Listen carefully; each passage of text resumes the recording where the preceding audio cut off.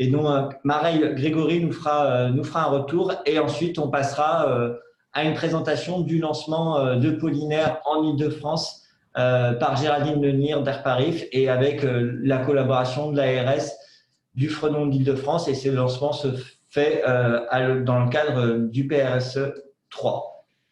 Je vais tout de suite laisser la parole donc à Romane Nogaro de la Fredon Île-de-France pour la présentation des pollens en Île-de-France. Bonjour à tous. Donc Romane Nogaro, Fredon Île-de-France. Je vais tout de suite lancer ma présentation. Donc ça va être un point pour nous présenter rapidement. Et puis après, on passera en revue les différents types de pollen qu'on peut trouver dans la région. Donc pour commencer, je vous présente rapidement nos structures. Ensuite, on va voir rapidement faire un petit rappel botanique finalement, qu'est-ce que c'est que le pollen, avant de voir plus tard avec les autres intervenantes l'impact sur la santé. Quels sont les stades clés à observer en tant que sentinelle sur pollinaire. Et puis voilà, après on passera en revue les principales espèces qui vont nous intéresser. Donc Fredon Île-de-France, ça veut dire Fédération régionale de défense contre les organismes nuisibles. On est en fait un organisme à vocation sanitaire. Qu'est-ce que ça veut dire? En fait, c'est qu'on est reconnu par les autorités pour veiller en fait à l'état sanitaire, au bon état sanitaire des productions, des cultures et notamment plus principalement dans notre cas des végétaux sur la région. Donc on surveille notamment les organismes réglementés, mais pas que. Donc on est du coup des spécialistes de la santé du végétal, on réalise des expertises, du conseil, de la surveillance du territoire, notamment avec des inspections, mais enfin aussi des formations. Et donc notre rôle au sein de Pollinaire va être assez basique et va se résumer en fait à la validation des données quand les sentinelles vont inscrire des plantes qu'elles désireront suivre par la suite. En fait, tout simplement, vous allez prendre des photos et nous dire, voilà, dans mon jardin, j'ai un noisetier, vous envoyez la photo. Et en fait, moi, tout simplement, je vais valider le fait que oui, c'est un noisetier, c'est bon, vous pouvez commencer à observer cette plante. Donc, on voit d'abord un petit rappel en botanique, qu'est-ce que c'est qu'un pollen, à quoi ça sert finalement. En fait, ça sert à la reproduction sexuée des plantes à graines, aussi appelées spermatophytes. Ce sont les éléments fécondants mâles. C'est eux qui vont aller féconder les fleurs femelles, les éléments reproducteurs des fleurs femelles. Et donc, ça contient les cellules reproductrices en fait, des plantes. Et donc, comme la reproduction sexuée a pour principal but le brassage génétique, et bien tout simplement, le vent va se charger de disperser ces pollens et c'est comme ça qu'on va le respirer, qui se retrouve dans l'air que nous inhalons. Donc là, vous avez un petit schéma. Attendez, j'admets quelqu'un. Hop, ça y est. Bienvenue à la personne du coup, qui vient de nous rejoindre. On est en train d'expliquer ce que c'est que le pollen. Il y en a un autre. Chez les plantes à fleurs, vous avez un petit schéma. Donc, c'est une petite particule sphérique qui contient les cellules reproductrices qui sont entourées par une paroi. Chez les conifères, ça a une forme un petit peu différente, mais le principe est le même. Donc, on a donc des particules microscopiques donc, voilà, de l'ordre du micron. C'est un millième de millimètre. Donc, c'est tout. Et donc, d'où il vient? Il est produit au niveau des étamines chez les plantes à fleurs. Donc, vous voyez, les étamines, bon, en général, je pense que tout le monde voit à peu près ce que c'est, mais c'est un espèce de stylet au bout duquel se trouvent donc les anthères que vous voyez ici, qui contiennent le sac pollinique, qui est la réserve de pollen. En fait, le pollen est expulsé depuis ce sac pollinique. Je regarde les participants. Ensuite, chez les conifères, donc les sacs polliniques, c'est présenté un petit peu différemment. C'est dans les cônes mâles, on va trouver entre les écailles ces sacs polliniques. Il n'y a que les gens qui travaillent. En tant que sentinelle, du coup, votre mission, si vous l'acceptez, c'est d'observer, une fois que vous avez choisi une ou plusieurs plantes près de chez vous, votre travail, c'est de nous prévenir, en fait, de prévenir le réseau des différents stades. Et donc, il y a 3 stades qui vont nous intéresser par rapport à l'impact des pollens, ça va être la floraison, donc qui arrive juste en amont de la pollinisation. La floraison, dans la plupart des cas, ça va se résumer en fait par l'apparition des étamines. Avant, elles sont encore cachées au sein des inflorescences, mais là, elles vont pouvoir apparaître, par exemple, lors de l'ouverture des écailles des chatons. On verra ensuite avec des exemples. Quand les chatons s'ouvrent, on a bien les étamines qui apparaissent. Elles sont souvent vertes à ce stade-là, mais on verra que ce n'est pas toujours le cas. Le stade critique, ensuite c'est la pollinisation. Donc on va avoir les étamines qui peuvent éventuellement changer de couleur. Elles seront souvent jaunes, voilà, la plupart du temps, mais pas tout le temps. Et surtout, donc elles seront chargées de pollen. Et de toute façon, voilà, pour en être certain, ce qu'il faut faire, c'est, vous voyez, on tapote contre une feuille ou sur n'importe quel support pour voir si effectivement il y a bien du pollen qui est produit et qui est relâché par ces étamines. Le dernier stade à renseigner, qui va intéresser le réseau, c'est la fin de la pollinisation, avec les étamines qui, dans le cas de toutes les plantes, fanent en fait, donc c'est-à-dire qu'elles se dessèchent et elles brunissent également. Du coup, voilà, pour que ce soit un peu plus simple pour tout le monde de participer à cette action du réseau pollinaire, je vais vous présenter un petit peu rapidement les différentes espèces en fait, qu'on peut rencontrer en Île-de-France, comment les identifier, et puis un petit peu qu'on se souvienne à quelle période elles rentrent en floraison. Donc on va commencer, il y en a 18 du coup espèces, on va faire un rapide aperçu pour que voilà, qu'on les ait bien en tête. Donc je commence avec le noisetier. Donc je pense que la plupart d'entre vous connaissent cette plante. Elle fait partie de la famille des bétulacées. On voit qu'il y en a beaucoup d'arbres de cette famille qui sont allergisants. Le noisetier, en fait, il ouvre la saison pollinique. C'est le premier à démarrer sa floraison et donc sa pollinisation. Il a déjà démarré puisque c'était en décembre qu'il a commencé et c'est très allergisant. Donc on va aller voir à quoi ressemble le noisetier. Vous connaissez sûrement ces feuilles que je vous ai remis pour information, mais là, ce qui se passe, c'est qu'en hiver, quand il commence sa floraison, comme les autres arbres qu'on va voir ensuite, en fait, les feuilles apparaissent après les organes reproducteurs, donc les fleurs qui nous intéressent. Donc, ce n'est pas le meilleur élément pour le reconnaître en cette saison. Néanmoins, donc, vous allez pouvoir le reconnaître grâce à ces chatons mâles, donc vous les voyez ici. J'espère que vous voyez bien mon curseur parce que je m'en sers beaucoup. Donc les chatons que vous voyez sur cette photo, là, ils sont encore refermés. On n'est pas encore au stade floraison, du coup. On a l'inflorescence qui est présente, mais on peut pas. Là, il faut qu'on se tienne prêt à observer, mais on ne peut pas encore aller signaler le stade floraison puisqu'on ne voit pas les étamines. Ensuite, vous avez alors, attendez une petite seconde, j'ai une notification. On voit mon curseur, c'est impeccable. Impeccable. Donc ici, vous avez un bourgeon. Donc ça va permettre l'apparition des feuilles plus tard. Ici, ça ne nous intéresse pas vraiment. C'est le bourgeon mixte d'où sortent les pistils, de la fleur femelle. Donc celui-là, on ne s'en occupe pas. Et donc, ce qui nous intéresse, c'est une fois que ces chatons se sont ouverts, là, on a carrément le stade pollinisation en aperçu, avec les écailles qui sont bien ouvertes et les étamines qui sont bien jaunes et chargées de pollen. On a ensuite la fin de pollinisation, donc le dernier stade à renseigner, avec les étamines, vous voyez, qui commencent à faner. Voilà pour le noisetier. C'est tout ce que j'avais à dire pour le noisetier. Ensuite, on va passer à l'aulne glutineux, même famille. C'est maintenant, en fait, qu'il commence sa période de floraison. C'est de février à avril. Il est également très allergisant. Alors, comment le reconnaître? Bon, pareil, je vous ai mis les feuilles, mais normalement, vous ne les verrez pas en cette saison, vous les verrez apparaître plus tard. Alors, en Île-de-France, il faut savoir qu'il y a une autre espèce d'aulne, qui est l'aulne blanc. Ce n'est pas très compliqué à différencier. Nous, on s'intéressera qu'à l'aulne glutineux et en fait, il aura un tronc brun et crevassé, quand l'autre a un tronc, comme son nom l'indique, pas exactement blanc, mais gris et puis lisse. Donc, c'est celui-là qui nous intéresse. En cette saison, normalement, vous allez d'abord voir ça. Ça, qu'est-ce que c'est? C'est le cône, c'est-à-dire que c'est le fruit qui a émergé l'année passée de la fleur femelle que vous voyez ici, du chaton femelle. Donc ça, c'est les fruits de l'an dernier. Donc ça peut vous aider à identifier l'arbre à cette époque où ils sont un peu dépouillés. Les chatons mâles, les voici.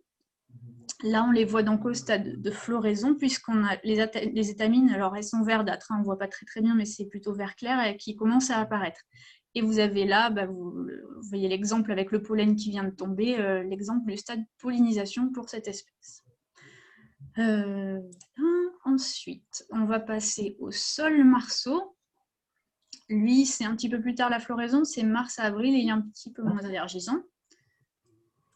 Alors, le sol marceau, pareil, il y a une autre espèce de sol en Île-de-France, mais vous ne pourrez pas trop le confondre normalement puisque le marceau, il a vraiment ses feuilles de forme ovale, quand l'autre a vraiment des feuilles beaucoup plus en longueur, beaucoup plus fines. Attention pour le sol, c'est une espèce dite dioïque, c'est-à-dire qu'il va avoir des individus ne possédant que des fleurs mâles, donc des individus qui sont mâles, et des individus femelles qui produisent que des fleurs femelles. Du coup, il faudrait nous trouver, dans le cadre de ce projet, du suivi des individus mâles. Donc, si vous voyez cet organe-là, ça, vous voyez, c'est l'organe femelle, on le voit ici sur le schéma aussi. Donc, c'est pas le bon, c'est pas le bon individu, il faut trouver un autre arbre. Ça ne va pas nous intéresser parce qu'ici, vous avez c'est bien la fleur qui reçoit le pollen. Donc, elle ne nous intéresse pas dans le cadre de ce suivi. Nous, on cherche donc les chatons mâles qui sont donc présents ici au stade floraison avec des étamines qui sont jaunes, même si on ne le voit pas bien là, puisqu'elles sont recouvertes d'un épais duvet blanc. Stade floraison, donc, qui est illustré ici. Le stade pollinisation, vous le voyez à droite, est bien représenté, on le voit bien car les étamines sont donc chargées de pollen et bien jaunes, et au-dessus vous avez les étamines en train de faner. Voilà pour le sol, voilà, que normalement vous reconnaîtrez avec... alors, je vous ai donné un indice par rapport aux feuilles de différenciation alors qu'on ne les voit pas en cette saison.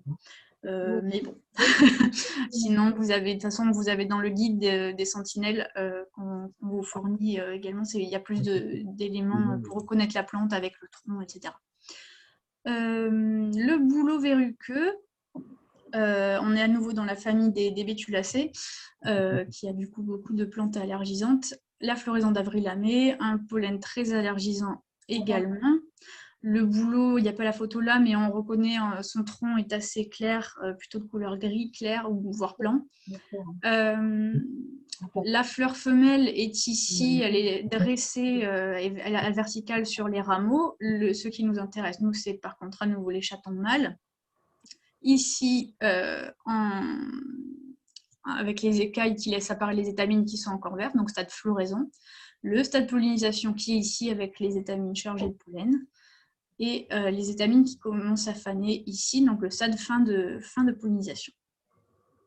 Les feuilles, vous les retrouvez ici, l'apparence du bourgeon. Il y a aussi une autre espèce de bouleau en Île-de-France, le pubescent. Pubescent, ça veut dire poilu en fait. Et c'est le rameau dont il s'agit. Dans le cadre du coup du bouleau verruqueux, il n'y a pas de poils sur les rameaux. Donc c'est ce qui vous permettra principalement de différencier les deux espèces. Voilà pour le bouleau. Je regarde parce que je crois qu'on m'a écrit. Alors, ah oui, c'était pas pour moi. Je continue le déroulé. Donc des espèces à observer. Le charme, même période de floraison. Toujours un fort potentiel allergisant. Le charme a des feuilles dentées, très finement dentées, et c'est à nouveau un arbre qui produit des chatons, donc, dont les fleurs sont sous forme de chatons. Là, vous avez le stade floraison, puisque vous voyez les écailles s'ouvrent, pour le coup, elles s'ouvrent vraiment très grand dans le cadre de cette espèce. Vous avez les étamines vertes qui ressortent. Le stade pollinisation ici et sur cette photo également, avec les étamines qui se chargent de pollen. Et la fin de pollinisation, comme d'habitude, avec les étamines qui commencent à faner, à sécher, à brunir. Ensuite, on a encore quelques arbres, et puis après, on passera aux herbacées. Donc, on a le chêne pédonculé, un petit peu moins allergisant. Le chêne, je pense que tout le monde sait reconnaître un chêne, mais là, on va s'intéresser au chêne pédonculé. à ne pas confondre avec le cousin qui est le chêne Cécile. Alors, comment on les reconnaît? Le plus évident à reconnaître, au pire, si vous prenez les feuilles de l'année dernière qui sont tombées au pied de l'arbre, les feuilles mortes, pour vérifier, le pétiole, c'est-à-dire l'attache entre la feuille et la branche, et le rameau, est très très court pour le pédonculé, donc c'est celui qu'on recherche. Si le pétiole est long, c'est que c'est le chêne Cécile. Voilà, si vous trouvez un rameau, vérifiez bien, enfin une feuille, vérifiez bien, on veut les pétioles courts. Je regarde rapidement. Dans lequel on peut observer toutes les espèces. Ah d'accord.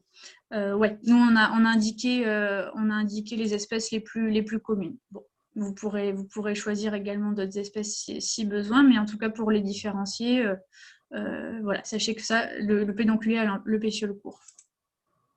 Et je reviens parce que j'ai cliqué. Ça n'a pas marché, tant mieux. Donc au niveau de la floraison du chêne, vous avez donc ici qui apparaissent les fleurs mâles avec les étamines donc vertes qui commencent à se développer.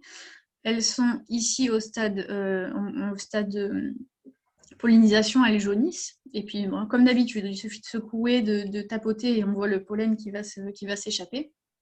Sur la photo d'après, on devine, donc parmi les feuilles qui sont sorties entre-temps, on devine les fleurs qui ont fané.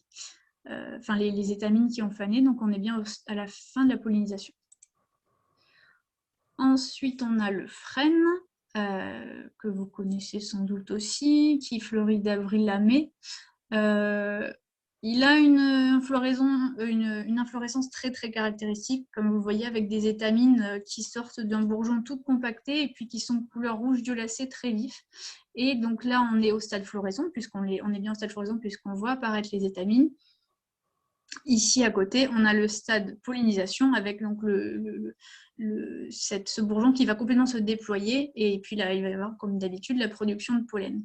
Pour reconnaître l'arbre, on a également des bourgeons qui sont très caractéristiques, comme vous pouvez le voir ici avec c'est noir, ça fait un bourgeon tout noir en 3 parties. Et ici, on a les étamines qui commencent à sécher et qui annoncent la fin de la pollinisation. Voilà pour le frêne. On va voir ensuite, donc on passe aux plantes herbacées. Là, ça va être l'inverse. On va d'abord identifier les feuilles et c'est plus tard que vont apparaître les inflorescences, les fleurs. Donc, le plantain, c'est pas une graminée. On verra après, il y aura énormément d'herbacées allergisantes qui sont parmi les graminées, mais pas celle-ci. Le plantain, il est très commun. Je pense que vous en avez tous déjà vu. Les feuilles très caractéristiques, tout en longueur, avec des nervures en longueur également. Il va produire donc 7 inflorescences. Et vous voyez ici, on est au stade floraison, au début de la floraison, puisqu'on a les premières étamines ici, toutes petites jeunes, qui commencent à sortir, donc, mais qui ne sont pas encore chargées en pollen. On a le détail ici.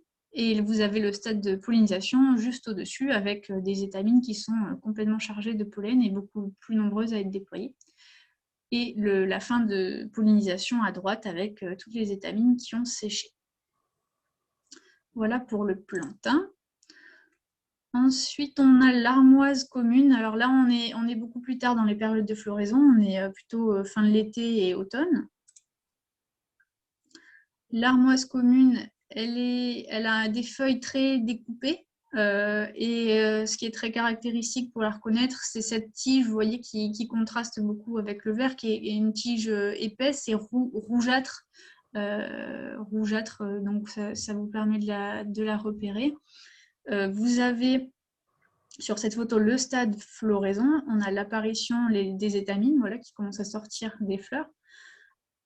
Ici, vous avez, avec un détail un peu flou, vous avez les étamines qui sont jaunes, on est bien au stade pollinisation. Dans tous les cas, si on veut être sûr, on vérifie, on tapote pour voir s'il y a du pollen qui descend des étamines. Et là, vous avez le stade fin de pollinisation avec les étamines qui sèchent.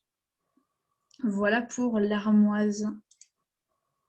Ensuite, on a une plante très importante. Oula, je viens de voir mon chrono, je vais essayer d'accélérer un petit peu. L'ambroisie à feuilles d'armoise. Alors elle, floraison fin de l'été. C'est une plante extrêmement allergisante qui pose des problèmes sanitaires très importants parce qu'elle provoque des réactions non seulement très fréquentes dans la population, mais beaucoup plus violentes que d'autres plantes. C'est une plante qui est réglementée, qui fait l'objet de mesures de lutte. Et elle est très présente notamment dans la région lyonnaise où elle cause beaucoup de problèmes sanitaires. On dit à feuille d'armoise parce que vous voyez qu'elle a un petit peu le même style de feuille. Pour la reconnaître, pour la différencier, vous verrez qu'elle est verte des deux côtés et non pas blanche. Je ne l'ai pas dit, mais dans le cas de l'armoise, les feuilles sont blanches dessous. Là, l'ambroisie, c'est vert des deux côtés, ça permet de la différencier. Vous avez son inflorescence ici qui n'est pas encore au stade de floraison, ou alors à peine, ici on entreaperçoit les premières étamines. Ici, le détail des étamines en pleine pollinisation. Et puis, les étamines en train de faner, donc fin de pollinisation. On a ensuite la Pariétaire de Judée, qui est donc une urticacée, la famille des orties, fleurie de juillet à novembre. L'inflorescence a cette forme-là. Là, on a les étamines qui sortent, qui commencent tout juste à pointer le bout de leur nez. Ici, vous avez le stade de pollinisation. Et une fois que c'est terminé, on le voit à la formation des fruits, là, avec les fleurs qui se transforment et qui se gonflent à la fin de former le fruit. Et puis, on voit que les étamines sont fanées également. Et voilà. Forme assez caractéristique avec des nœuds sur lesquels se forment les inflorescences. On a ensuite donc la grande famille des graminées. On ne les a pas toutes présentées. Il y a de nombreuses graminées qui sont allergisantes. On a mis les principales. On va avoir la flouve-odorante qui va être une des premières. Vous voyez, ça commence en mars, sa période de floraison. Elle a cet aspect-là. Vous avez les étamines qui sortent, donc le stade de floraison à gauche, au milieu le stade pollinisation avec les anthères chargées de pollen, les étamines, et la dessiccation des étamines à droite avec la fin de la pollinisation. Ça, c'était la flouve odorante. On a ensuite le vulpin qui fleurit d'avril à juillet.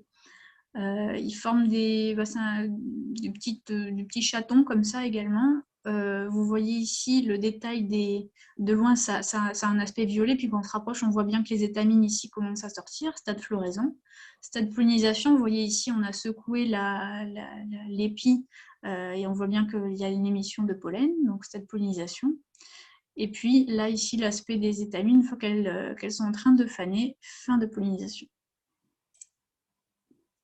On a ensuite le dactyle aggloméré ou dactyle pelletonné. Il y a deux noms. En fait, donc là, vous avez pareil les étamines qui vont se déployer. La plante change un petit peu d'aspect au fur et à mesure que l'inflorescence se développe. Ça va avoir tendance à se déployer, à s'étaler dans l'espace. Vous avez ici donc les étamines qui sont sorties en pleine pollinisation. Voilà pour le dactyle. Ensuite, on a la fléole des prés. Bon, je vais accélérer, mais de toute façon, voilà, vous retrouvez tout ça dans votre guide des sentinelles. Voilà l'aspect général de l'inflorescence avec les étamines. Comme d'habitude, si on tapote et que le pollen sort, c'est que c'est la pollinisation. Ensuite, on a le fromental. Lui, pareil, quand l'inflorescence est en train de sortir, on a cet aspect encore un petit peu tassé des glumes, et puis après, ça va se déployer en pleine floraison, et donc on a des étamines qui sont plutôt de couleur violette. Ensuite, on va avoir la houlque laineuse.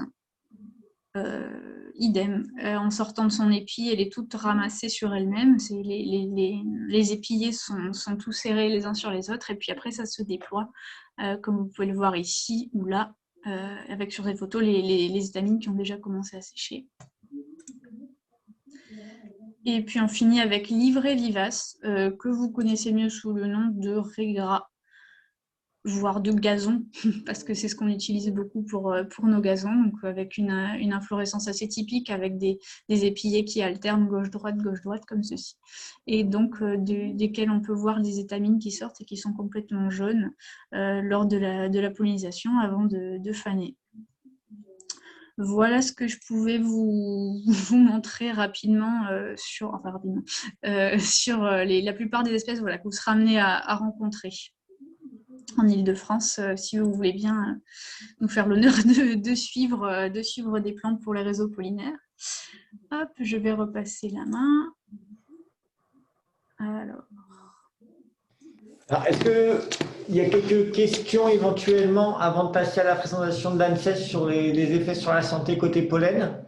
Est-ce que vous avez des questions sur les plantes, les pollens présents en Île-de-France et éventuellement comment les reconnaître? Sachant que avec l'outil pollinaire, il y a un petit livret aussi pour vous aider à faire cette reconnaissance.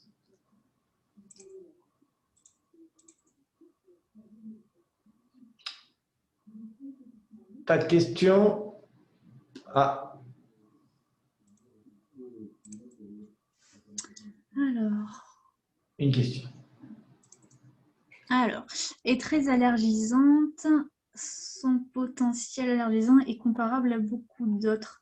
Là, oui, on avait une échelle, alors si j'ai bien compris la question, on avait une échelle qui ne va que de 1 à 3. Alors, c'est selon les régions, il y a plusieurs échelles qui ont été établies.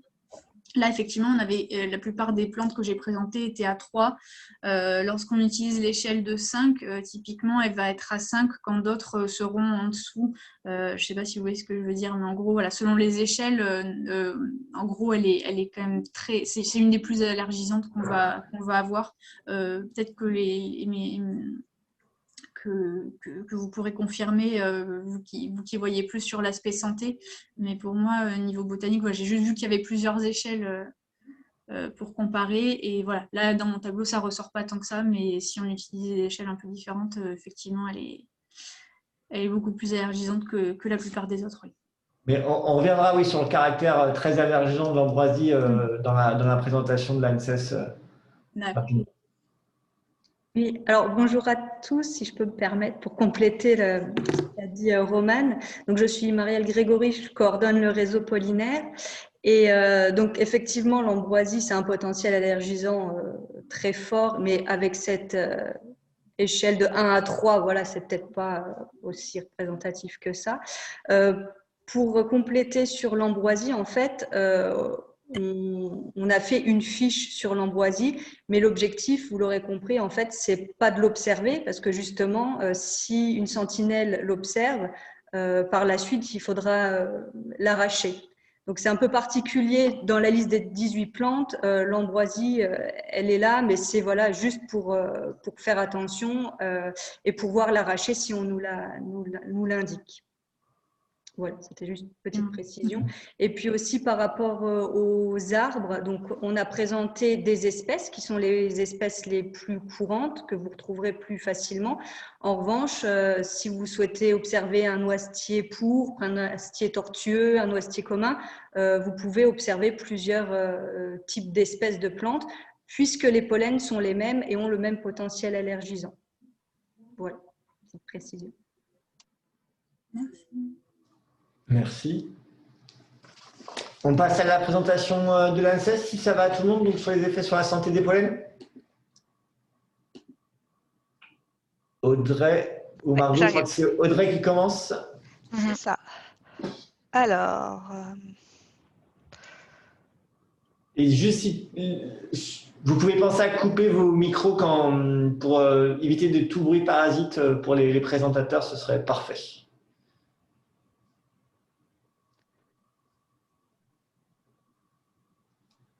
Alors, est-ce que vous voyez bien le bon écran ou pas? On voit ton mode présentateur, pas le diaporama. Après, on va arrêter.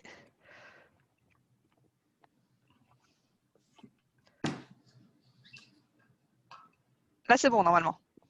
Parfait. Ah, super. Donc, bonjour. Donc, je suis Audrey Malra-Domange. Je vais présenter avec Margot Sanchez les impacts sanitaires des pollens dans le cadre des travaux que nous avons réalisés à l'ANSES depuis plusieurs années sur la thématique des pollens. Donc, un petit mot d'introduction déjà sur ce que l'ANSES a déjà fait sur les pollens. Donc, ça commence à remonter maintenant puisque la première saisine date de 2011. Où on nous avait demandé de faire un état des connaissances sur l'impact sanitaire lié à l'exposition de la population générale au pollen présent dans l'air ambiant. Donc, c'était un panorama assez large qui allait de qu'est-ce qu'un grain de pollen jusqu'à comment il est fabriqué, comment il se disperse, quelle est son allergénicité, à qu'est-ce que l'allergie, et enfin une description de la surveillance et des éléments de gestion des plantes allergisantes. Ensuite, on a eu un deuxième opus publié en 2017 qui se focalisait sur l'outre-mer et qui incluait également les moisissures de l'air ambiant. Et enfin, le dernier volet de la trilogie en cours était coordonné par Margot, a été publié l'année dernière et portait sur l'ambroisie. Donc, les impacts sanitaires et les coûts liés à l'ambroisie à feuilles d'armoise en France. Donc, comme pour le premier volet, il y a eu une description. Donc, qu'est-ce que l'ambroisie, comment c'est réparti sur le territoire, quel est son impact sanitaire et également toute une partie économique, donc avec un état de l'art sur les aspects économiques de l'impact sanitaire de l'ambroisie et une estimation du coût de ces impacts sanitaires. Donc, je ne vais pas redécrire ce qu'est qu'un pollen, ça vient d'être fait, mais je vais juste faire un petit focus sur l'anther, puisque dans l'anther, il y a également des éléments allergéniques qu'on appelle des orbicules et qui peuvent être transférés de manière plus ou moins importante sur les grains de pollen. Donc, les grains de pollen, ça ressemble à ça. C'est un autre schéma un petit peu plus détaillé que celui qui vient d'être présenté. Ça mesure entre 25 et 30 micromètres. C'est donc une grosse particule qui ne doit pas normalement pouvoir pénétrer les voies respiratoires profondes. Donc, ça s'arrête au niveau des voies aériennes supérieures, le nez, la gorge, la bouche. Et donc, les éléments allergéniques du grain de pollen peuvent se situer à l'extérieur, donc comme je disais tout à l'heure, par transfert des orbicules. Mais la majorité des allergènes se situent à l'intérieur du grain de pollen. Donc, ce grain de pollen, une fois qu'il est relâché dans l'atmosphère, la paroi peut se rompre, donc soit par action mécanique ou en milieu humide, par action de l'eau, voire de certains polluants. Et une fois que cette paroi est rompue, on va avoir la libération des granules cytoplasmiques de pollen, qui sont du coup beaucoup plus petites que le grain de pollen, 10 fois plus petites, donc de 0,5 à 4,5 micromètres, et qui, elles, du coup, sont suffisamment petites pour pouvoir pénétrer profondément dans l'arbre respiratoire et induire des réactions asthmatiques, par exemple. Donc, l'allergie maintenant. Qu'est-ce que l'allergie? L'allergie, c'est une réaction d'hypersensibilité qui est initiée par une réaction immunitaire lorsqu'on est exposé à un organisme étranger, mais qui est inoffensif chez la majorité des personnes, donc qu'on appelle un allergène. Et l'hypersensibilité, ce sont des symptômes qui sont reproductibles et qui sont provoqués par l'exposition à un stimulus précis à une dose qui est tolérée chez des sujets normaux. Donc, la réaction allergique au pollen, elle se fait en deux temps, finalement. Il y a une première phase de ce qu'on appelle la sensibilisation allergique, où on est exposé pour une première fois à l'allergène et notre système immunitaire va en quelque sorte se dérégler. Il va y réagir de manière anormale en produisant des immunoglobulines E spécifiques à cet allergène qui vont se fixer sur d'autres cellules du système immunitaire telles que les mastocytes. Et donc, ce mastocyte, équipé de ces immunoglobulines spécifiques, sera prêt à accueillir l'allergène lors d'une prochaine exposition. Finalement, c'est un peu, si on veut être dans les sujets d'actualité, c'est un peu comme le vaccin. La sensibilisation, on apprend au système immunitaire à reconnaître l'allergène et ensuite, on a, lors d'une seconde exposition, l'apparition de symptômes puisque ces mastocytes équipés de leurs immunoglobulines E, lorsqu'ils vont rencontrer l'allergène, vont libérer des médiateurs, dont des histamines, qui ont des propriétés inflammatoires et vont déclencher des réactions allergiques.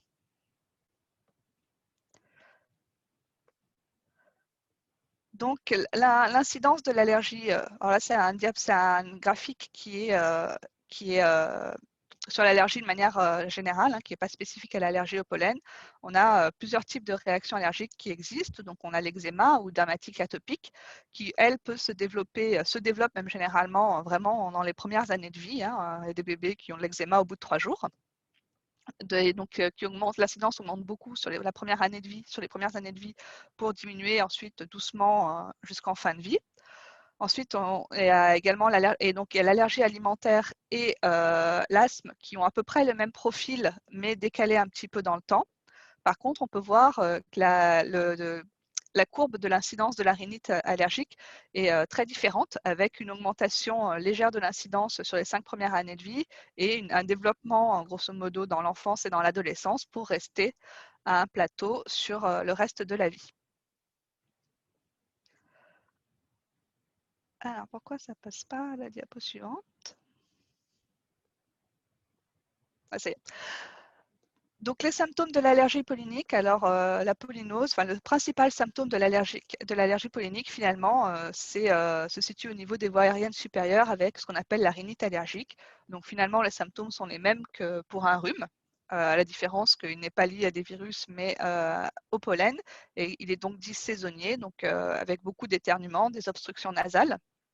Ce qui va beaucoup avec cela aussi, c'est des allergies au niveau oculaire, avec des réactions au niveau des voies lacrymales et de la conjonctive, donc, qui peut entraîner donc, des symptômes de démangeaison, des rougeurs, des paupières collées, comme une conjonctivite finalement. Et quand on a beaucoup de chance, on peut avoir les deux et avoir des rhinoconjonctivites allergiques. De manière plus rare, mais que l'on rencontre quand même, il peut y avoir du développement d'asthme et des réactions cutanées de type eczéma ou œdème, principalement autour des régions oculaires, mais on peut avoir déclenché de l'eczéma en réaction à des pollens sur tout le corps également.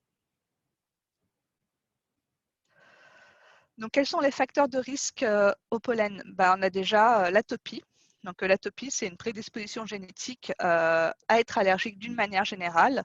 C'est-à-dire que la personne atopique va produire facilement des anticorps IgE lorsqu'il est exposé à de faibles doses d'allergènes qui n'entraîneraient pas de réaction chez des personnes non allergiques. Ensuite, un autre facteur de risque pour certains types de pollen comme l'ambroisie ou le cyprès, c'est l'exposition même au pollen. C'est-à-dire que pour l'ambroisie et le cyprès, on a observé que chez des sujets que l'allergie pouvait apparaître chez des sujets. Ah, il s'est passé un truc. Pardon. On a observé que l'allergie pouvait apparaître chez des sujets plus âgés qui sont souvent monosensibilisés, c'est-à-dire qu'ils n'ont pas d'autres allergies et ont des immunoglobulines, circulant dans le corps assez bas. Alors, ce qui peut laisser une des hypothèses, du coup, serait que finalement, une exposition répétée et prolongée à de grandes concentrations de ce type de pollen pourrait finalement engendrer une allergie chez n'importe quel individu. D'où l'inquiétude pour l'ambroisie avec le fait que ça se répand de plus en plus sur le territoire.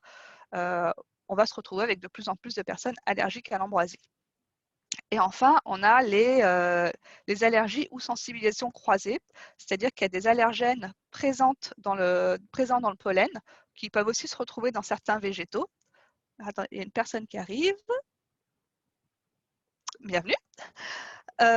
Donc, on va aussi retrouver dans certains végétaux. Donc, une des plus connues, c'est la protéine BETV1 qui est présente dans le pollen de bouleau, mais également dans la pomme et la noisette. Alors, c'est une protéine qui est assez instable, elle ne supporte pas la digestion, elle ne supporte pas la chaleur, donc finalement, ça va souvent être une réaction assez localisée au niveau de la bouche.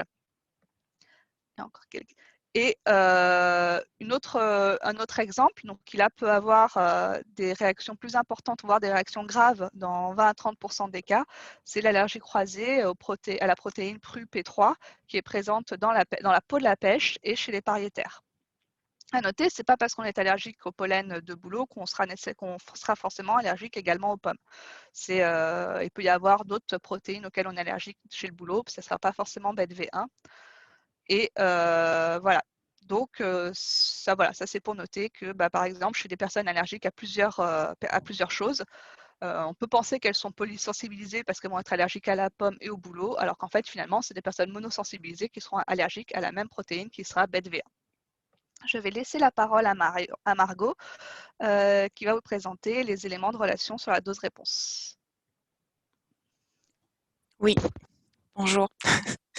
Donc, on s'est intéressé dans les expertises, on s'est intéressé à la relation qu'il pouvait y avoir entre cette exposition au pollen et l'apparition de l'allergie ou de la sensibilisation allergique. Et à l'heure actuelle, avec les données dont on dispose dans la littérature scientifique, il est assez difficile de modéliser en fait cette relation entre la dose, donc le pollen auquel on est exposé, et la réponse, l'allergie. Et donc, il y a de nombreux facteurs qui interviennent en fait dans l'apparition de l'allergie. Et on en a parlé juste avant, la prédisposition génétique. On sait que quand nos deux parents sont allergiques, on a 70% de chances de développer une allergie à un moment dans sa vie. Voilà, la prédisposition génétique, elle est là et elle est majeure. Il y a aussi les pathologies existantes, la sensibilisation allergique ou pas, et puis si on est co-sensibilisé, comme le mentionnait juste à l'instant Audrey. Ensuite, il y a des facteurs qui interviennent dans cette relation qui sont liés à l'environnement. À partir de quand on a été exposé, est-ce qu'on a été exposé toute sa vie ou pas, le délai, et puis les niveaux. Est-ce qu'on a été exposé à des faibles niveaux très bas? Et donc, dans ce cas-là, il y a une faute, phénomène de priming. Et donc, en fait, on est exposé à des niveaux très bas et qui vont quand même avoir un effet sur la santé. Ou est-ce qu'on est exposé à des pics, mais moins fréquents? Et ensuite, cette relation dose-réponse, elle est différente en fonction du pollen. Un pollen très allergisant ou pas, et puis un pollen qui aura peut-être plus tendance à se casser en fonction des orbicules qu'Audrey a mentionné, etc. Et globalement, le choix méthodologique qui est fait dans les publications de la littérature aussi c'est un point majeur. Donc, on a certaines publications qui vont, par exemple, regarder la sensibilisation allergique. Et donc, on aura beaucoup de données sur la sensibilisation allergique en lien avec les expositions au pollen. Et puis, on va avoir moins de données sur l'allergie en elle-même, l'apparition de l'allergie, je veux dire, hein, et pas les symptômes. Tu peux passer. Donc, dans l'expertise de l'ANSES de 2014 maintenant, qui faisait l'état des connaissances sur l'impact sanitaire lié au pollen, il y avait 4 espèces qui étaient particulièrement d'intérêt selon le groupe de travail à cause de leur potentiel allergisant fort et parce que leur présence était importante sur le territoire métropolitain. Donc, les cruprécacées, cyprès, thuya, genévrier, le bouleau, les graminées et les ambroisies. Toutes les espèces d'ambroisie sont très allergisantes. Il y avait 10 espèces qui étaient à surveiller selon le groupe de travail qui, elles aussi, ont un potentiel allergisant fort, mais dont la présence est moindre en France. Donc, pariétaire frêne, olivier armoise, aulne, charme, noisetier platane, chénopode et plantain. 21 57 76. Vous pouvez également envoyer vos questions. Si vous pouviez couper votre micro, s'il vous plaît. Merci. Ou peut-être que je peux le faire. Bref. Donc, le groupe de travail avait fait des recommandations suite à son expertise et notamment qu'il fallait améliorer la surveillance et la prévision des concentrations de pollen en France. Et pour ça, ça passait par une pérennisation de cette surveillance sur le territoire et l'information de la population sur les différents niveaux de pollen dans l'air. Donc, la prévalence de l'allergie au pollen en France, bon, il existe des études épidémiologiques qui l'évaluent, mais elles s'appuient essentiellement sur des questionnaires. Et donc, quand on fait des analyses en population à partir de questionnaires, ça peut être un peu biaisé parce que les gens ont tendance à soit sous-déclarer la rhinite ou à la surdéclarer si, par exemple, ils ont d'autres conditions, d'autres pathologies en parallèle. Ensuite, les symptômes de rhinite allergique sont un peu les mêmes que les symptômes de rhinite non allergique. Et donc, il est difficile de faire la différence entre ces deux pathologies à partir d'études épidémiologiques en population générale. Et enfin, donc, de manière globale, c'est vrai que les méthodes diffèrent d'une enquête à l'autre et il est difficile de comparer les résultats des études. Et donc, c'est vrai qu'il est difficile d'avoir une estimation sûre de la prévalence de l'allergie au pollen en France. À l'heure actuelle, il existe des questionnaires standardisés pour la rhinite allergique, mais la rhinite allergique à tout type d'allergènes et pas forcément que au pollen. Donc pour ce qu'on a pu collecter dans la littérature, on sait que au maximum, la prévalence de l'allergie au pollen chez les enfants est de 7%. Chez les 9-11 ans, ce serait 20%. On est à peu près pareil chez les 13-14 ans, 18%. Et ensuite, c'est 33% des adultes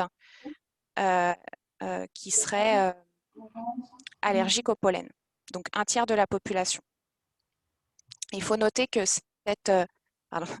cette estimation de un tiers de la population, elle varie en fonction de la zone géographique.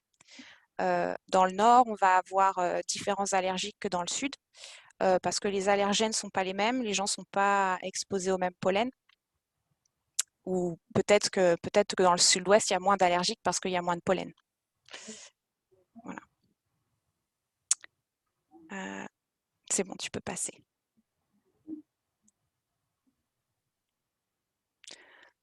Une fois qu'on a regardé la prévalence de l'allergie en France, on s'est intéressé aux coûts.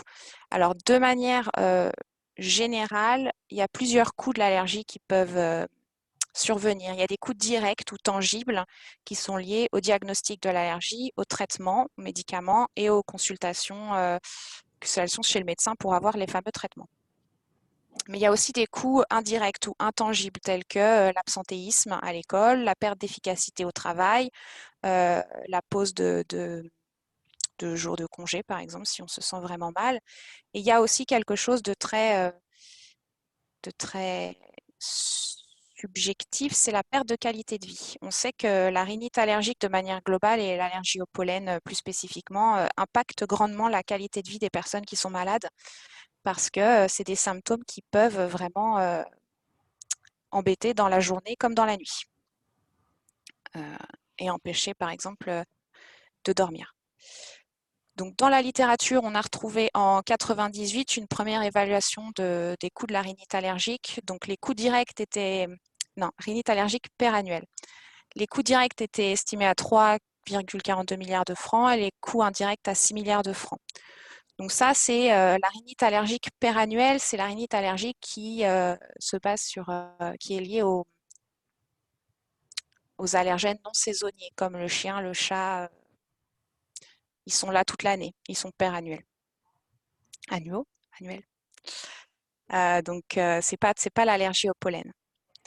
Ensuite, en 2003-2008, sur la région Languedoc-Roussillon, le coût de la rhinoconjonctivite allergique avait été estimé à 12 millions d'euros en termes de consultation et de médicaments, donc de traitements pris. Et à partir de cette estimation locale, les auteurs avaient fait une estimation France entière à 392 millions d'euros pour la rhinoconjonctivite allergique. Et ça, c'était basé sur je ne sais plus. Excusez-moi.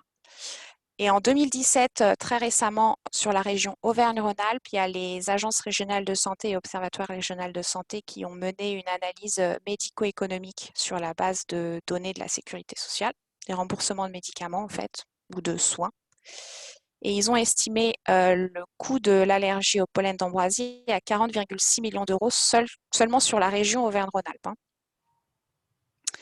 Et donc ça inclut les consultations, les traitements, les arrêts de travail. Donc tout ce qui est remboursé par l'assurance maladie. Et donc voilà, comme le mentionnait Audrey un peu plus tôt, c'est vrai qu'on s'est intéressé à l'allergie à l'ambroisie plus récemment à l'ANSES. Et dans cette expertise, on a pu s'intéresser aux deux volets, l'évaluation de l'impact sanitaire, donc l'évaluation de la prévalence de l'allergie à l'ambroisie en France, et ensuite l'estimation des coûts associés à cette allergie. Donc voici les cartes qui sont les cartes résultantes en fait de l'expertise. On a 4 cartes qui qui reflètent 4 estimations différentes de l'allergie à l'ambroisie en France, la prévalence de l'allergie à l'ambroisie en pourcents. Alors, bon, comme on le mentionnait pour la relation dose-réponse, c'est vrai qu'il y a de nombreuses incertitudes autour de l'estimation d'une prévalence ou l'estimation de la prévalence de l'allergie, de la sensibilisation allergique. Et donc, ces estimations-là nous donnent une indication de cette incertitude. Tu peux cliquer. Donc, globalement, sur toute la France métropolitaine, on a estimé entre 1,7% et 7,4% d'allergiques à l'ambroisie. C'est entre 1 115 000 personnes et 3 504 000 personnes. Pour l'Île-de-France, on est entre 0,1% et 5% en fonction des différentes estimations. Ça équivaut entre 10 000 et 607 000 personnes. Sachant qu'en Île-de-France, on n'est pas la région la plus concernée. En ce qui concerne les coûts directs qui ont été estimés, entre 59 millions d'euros et 186 millions d'euros seraient destinés à la prise en charge des personnes allergiques. Et entre 10 millions d'euros et 30 millions d'euros seraient associés à la perte de production que dans l'expertise, on a calculé, on a assimilé en fait aux arrêts de travail. Et ensuite, en ce qui concerne les coûts indirects, alors là, on est dans des chiffres qui sont beaucoup plus élevés pour les pertes de qualité de vie. L'allergie à l'ambroisie représenterait entre 346 millions d'euros et 438 millions d'euros en France métropolitaine. Voilà.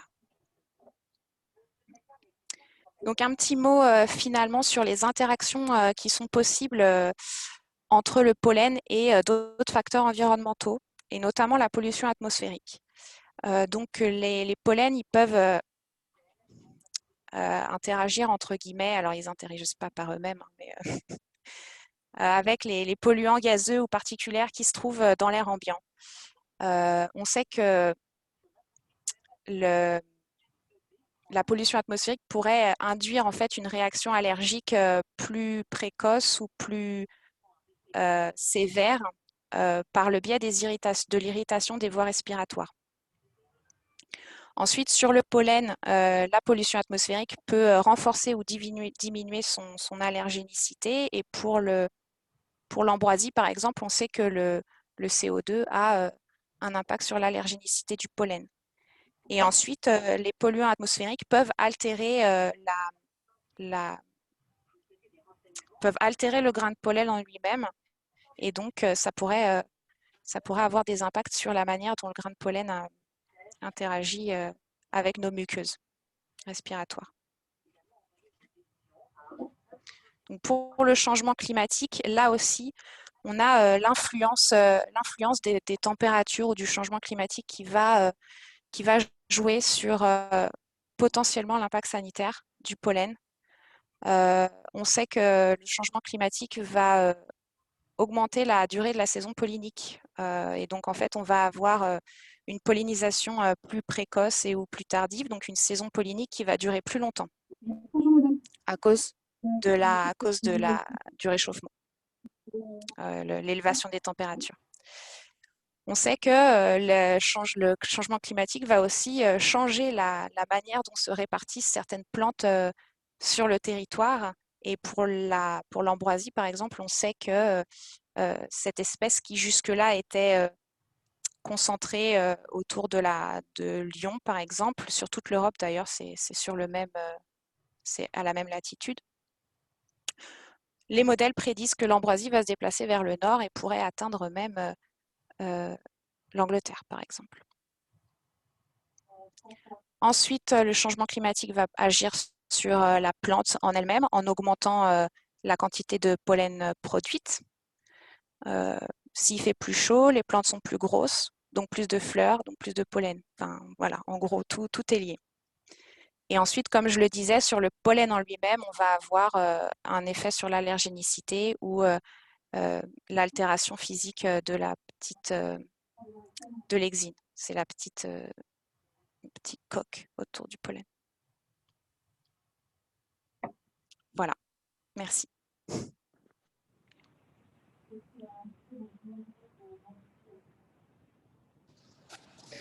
Merci beaucoup. Est-ce qu'il y a des questions sur la présentation de l'ANSES?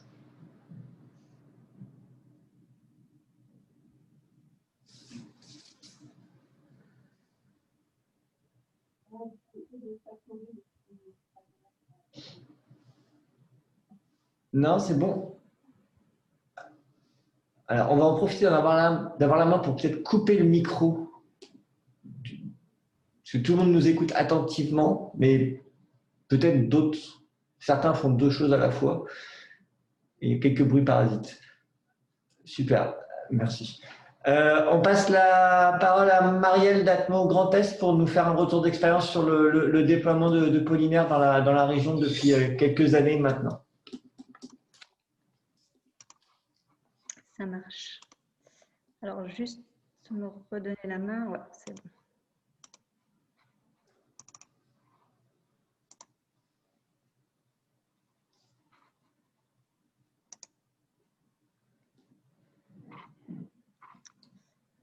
Normalement, vous devez voir mon écran. On voit bien l'écran, c'est bon. Bon, rebonjour à tous. Donc, je suis Marielle Grégory, je suis chargée d'études à Atmo Grand Est, donc l'association de surveillance de la qualité de l'air dans le Grand Est, et je coordonne notamment le réseau Pollinaire. Donc, je vais vous faire un retour d'expérience sur le Grand Est et aussi un peu sur les autres régions qui ont déployé Pollinaire. Mais avant, je voulais aussi vous montrer comment est né ce réseau Pollinaire. Donc, la genèse du projet qui a débuté en Lorraine.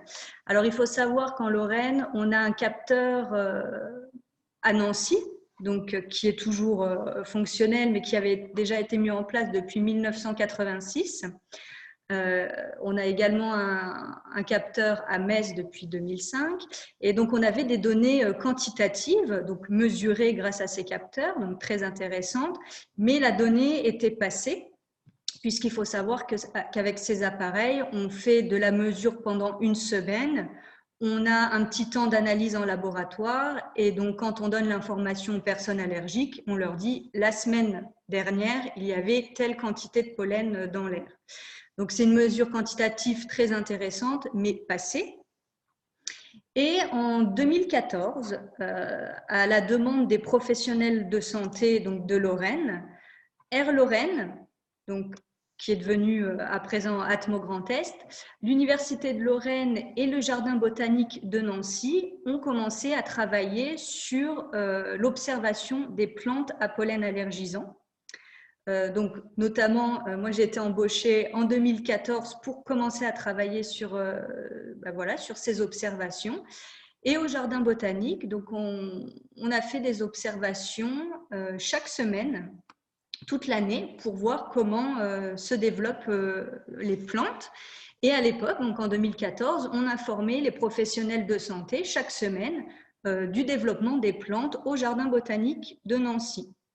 Donc, c'était très intéressant puisqu'on pouvait coupler et la donnée quantitative du capteur à pollen et la donnée en temps réel d'observation au Jardin botanique de Nancy. Alors, très intéressant, jusqu'au moment où on s'est rendu compte, par exemple, pour l'observation du noisetier, deux noisetiers qu'on observait à 20-30 mètres d'écart, il y avait plus d'un mois d'écart dans la pollinisation. Donc, on s'est dit, si au sein même du jardin botanique, on peut avoir affaire à des différences de périodes de pollinisation aussi importantes, c'est très compliqué de pouvoir de pouvoir informer toute la Lorraine à l'époque de la période de pollinisation juste avec ces données du jardin botanique. Donc, on s'est dit comment on pourrait informer les personnes vraiment de manière géolocalisée, puisque physiquement, je ne pouvais pas aller faire les observations partout en Lorraine pour pouvoir avertir les personnes allergiques. Donc, nous est venue en 2015 l'idée d'un réseau participatif, donc Pollinaire, avec l'objectif d'avoir des observateurs répartis sur tout le territoire qui pourraient informer de la pollinisation des plantes. Donc, à partir de 2015, on a eu d'autres partenaires qui se sont greffés au projet. Par exemple, l'Agence régionale de santé qui nous soutient depuis 2015 et puis encore à présent, qui nous finance voilà, pour déployer l'outil Pollinaire. L'Observatoire régional de la santé Grand Est, le réseau des pharmaciens, donc l'URPS pharmaciens, ainsi que l'AFPRAL, qui est l'association des patients allergiques. Donc, vous voyez que ce projet Pollinaire est à l'initiative des professionnels de santé et que dans le groupe de travail, on retrouve des experts de la qualité de l'air, des experts en botanique, des professionnels de santé, les patients allergiques, etc. Donc, vraiment des domaines d'expertise complémentaires et variés. Donc, en 2015-2016, on a élaboré le projet Pollinaire voilà, donc l'objectif, c'était d'avoir un réseau de sciences participatives avec des bénévoles qui observent les plantes à pollen allergisant.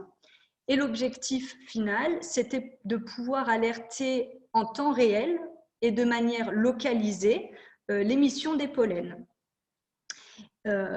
Alors tout ça de manière géolocalisée et en temps réel, et vraiment ce qui était important, c'était de pouvoir anticiper le pic de pollinisation, parce que en fait, si la personne allergique, alors généralement les personnes allergiques, elles attendent le pic de pollinisation pour agir, et en fait c'est déjà trop tard, les symptômes sont déjà là, l'inflammation est déclarée.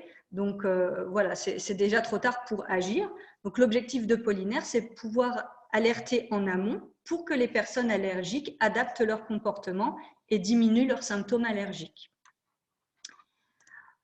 En 2017, on a fait une année test de Pollinaire en Lorraine pour voir comment se développait le réseau, si c'était positif, etc. Ça l'a été. Du coup, en 2018, on a étendu le réseau Pollinaire au Grand Est et aux Hauts-de-France.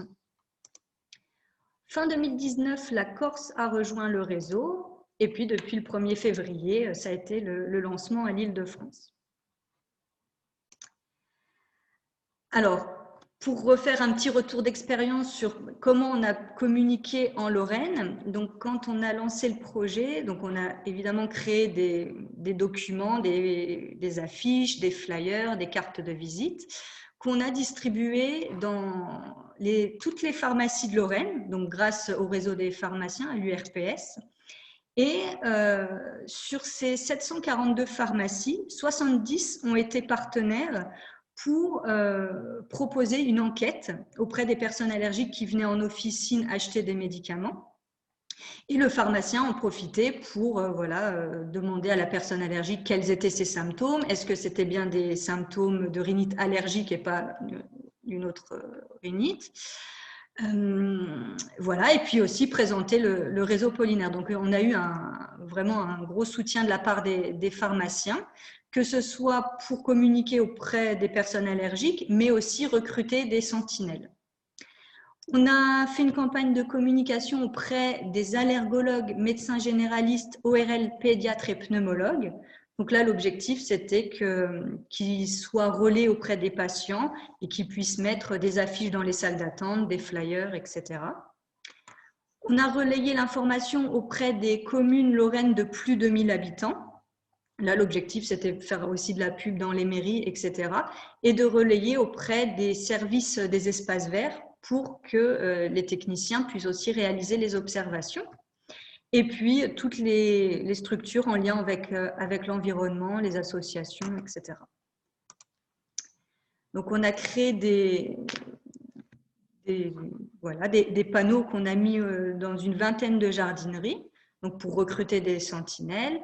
On a réalisé des totems en carton pour pouvoir attirer le public lors des manifestations grand public.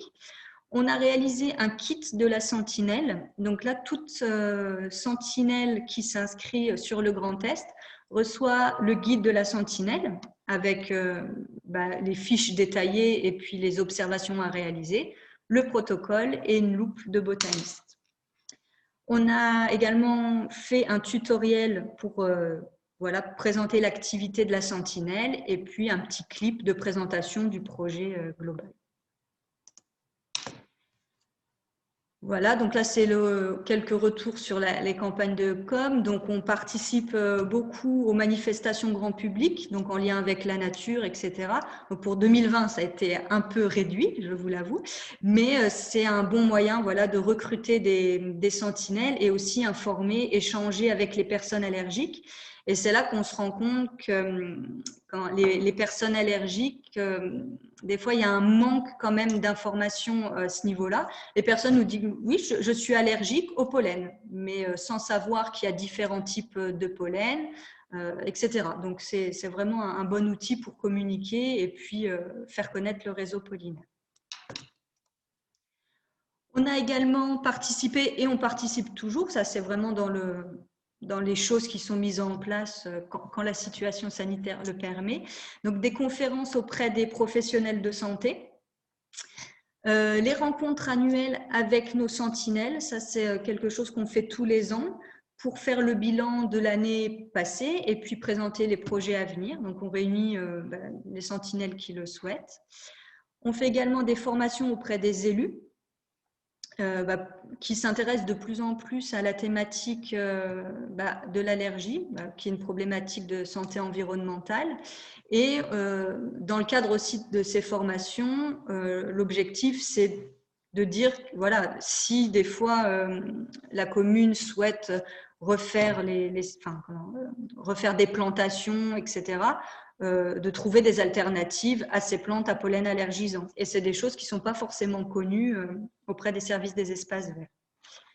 Et puis des conférences auprès du grand public, d'associations, etc. Donc toujours pour présenter la surveillance des pollens, le contexte des allergies et puis l'utilisation du site pollinaire. On réalise également des formations pour les bénévoles, donc bénévoles qui sont soit amateurs, soit professionnels.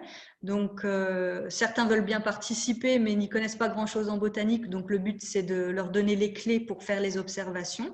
Donc, tous les ans, sur le Grand Est, on fait des formations en mars pour l'identification et l'observation des arbres. Et après, en avril et mai, avril-mai, pour l'observation et l'identification des herbacées et notamment des graminées qui peuvent souvent poser problème pour les botanistes plus amateurs.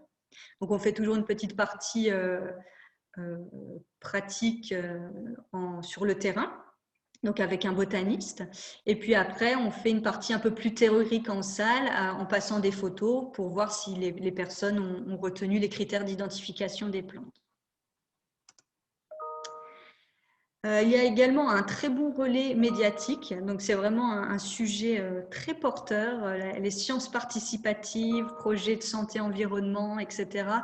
C'est vrai qu'on est souvent sollicité, alors d'une part en lien avec la saison pollinique, c'est sûr qu'on nous contacte souvent à la période de pollinisation du bouleau ou des graminées. Et puis, en fait, ça dérive toujours sur le réseau pollinaire et puis, voilà, comment devenir sentinelle, comment s'inscrire, etc. Donc, que ce soit dans la presse écrite, à la radio ou même à la télé. Souvent, il y a des reportages télé. Pour faire l'état des lieux, donc en Lorraine, donc comme je vous disais, le réseau a été mis en place en 2017 et s'est étendu ensuite au Grand Est. On est, donc jusqu'à fin 2020, on était à 267 observateurs donc bénévoles, 267 sentinelles. On est un peu plus là parce qu'il y a eu des inscriptions en janvier. 83% de particuliers et 17% d'organisations qui participent. 92% d'amateurs. Je vous disais tout à l'heure qu'on a autant des amateurs que des professionnels qui participent, mais on a quand même majoritairement des amateurs en botanique qui participent. Donc, vous allez me dire, ah mince, un réseau d'amateurs, mais alors c'est pas fiable, il doit y avoir plein d'erreurs, etc. Eh ben non.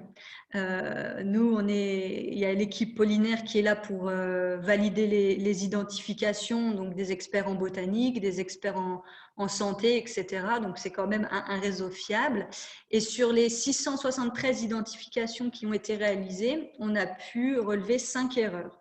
Donc, 5 erreurs, il y en a 2 notamment par rapport au saule que vous avez présenté tout à l'heure, Romane, où finalement les gens avaient, les 2 sentinelles avaient identifié une plante femelle. Donc là, ce n'était pas finalement une erreur d'identification, mais plus la plante qui était un pied femelle et pas un pied mâle. Et puis pour les 3 autres erreurs, les sentinelles nous avaient même dit à l'avance, je ne suis pas sûre. Voilà. Donc finalement, très peu d'erreurs qui sont perçues par l'équipe Pollinaire. Les observations sur le Grand Est, donc 2393 observations, donc de floraison ou pollinisation ou fin de pollinisation. Et on est à ce jour à 645 personnes inscrites à la newsletter, que ce soit des personnes allergiques ou des professionnels de santé qui s'inscrivent à toute la liste et qui reçoivent l'information à transmettre aux patients. Par rapport aux sentinelles, on a à ce jour 19 pharmaciens qui font des observations de plantes, 3 allergologues, un kiné, un médecin généraliste et une infirmière. Donc ça, c'était un petit clin d'œil pour montrer qu'en fait, c'est un réseau participatif qui est vraiment, qui tourne grâce à tout le monde. Ce n'est pas juste les amateurs de nature qui font les observations, c'est vraiment tout le monde crée de l'information et de la donnée. Alors, pour faire un petit point sur les plantes les plus identifiées sur le Grand Est, donc on a le noisetier et le bouleau pour les arbres. Donc ça s'explique facilement parce que déjà les arbres sont plus faciles à observer et à identifier que les herbacées. Et puis noisetier et bouleau, on en a souvent à proximité de chez soi, donc les sentinelles les observent beaucoup. Et là, on a été surpris, c'est pour les graminées, parce qu'effectivement, là, il y a un peu plus d'expertise botanique à avoir. Donc, d'une part, en fait, ce chiffre a beaucoup augmenté suite aux formations qu'on a pu faire auprès des amateurs. Donc, une fois qu'ils étaient formés, ils ont commencé à faire les observations et il n'y a plus de soucis. Et les graminées aussi sont souvent observées par des experts en botanique, qui n'observent pas qu'une ou 2 graminées, mais qui en observent 5, 6. C'est pour ça que ça fait aussi augmenter ce chiffre.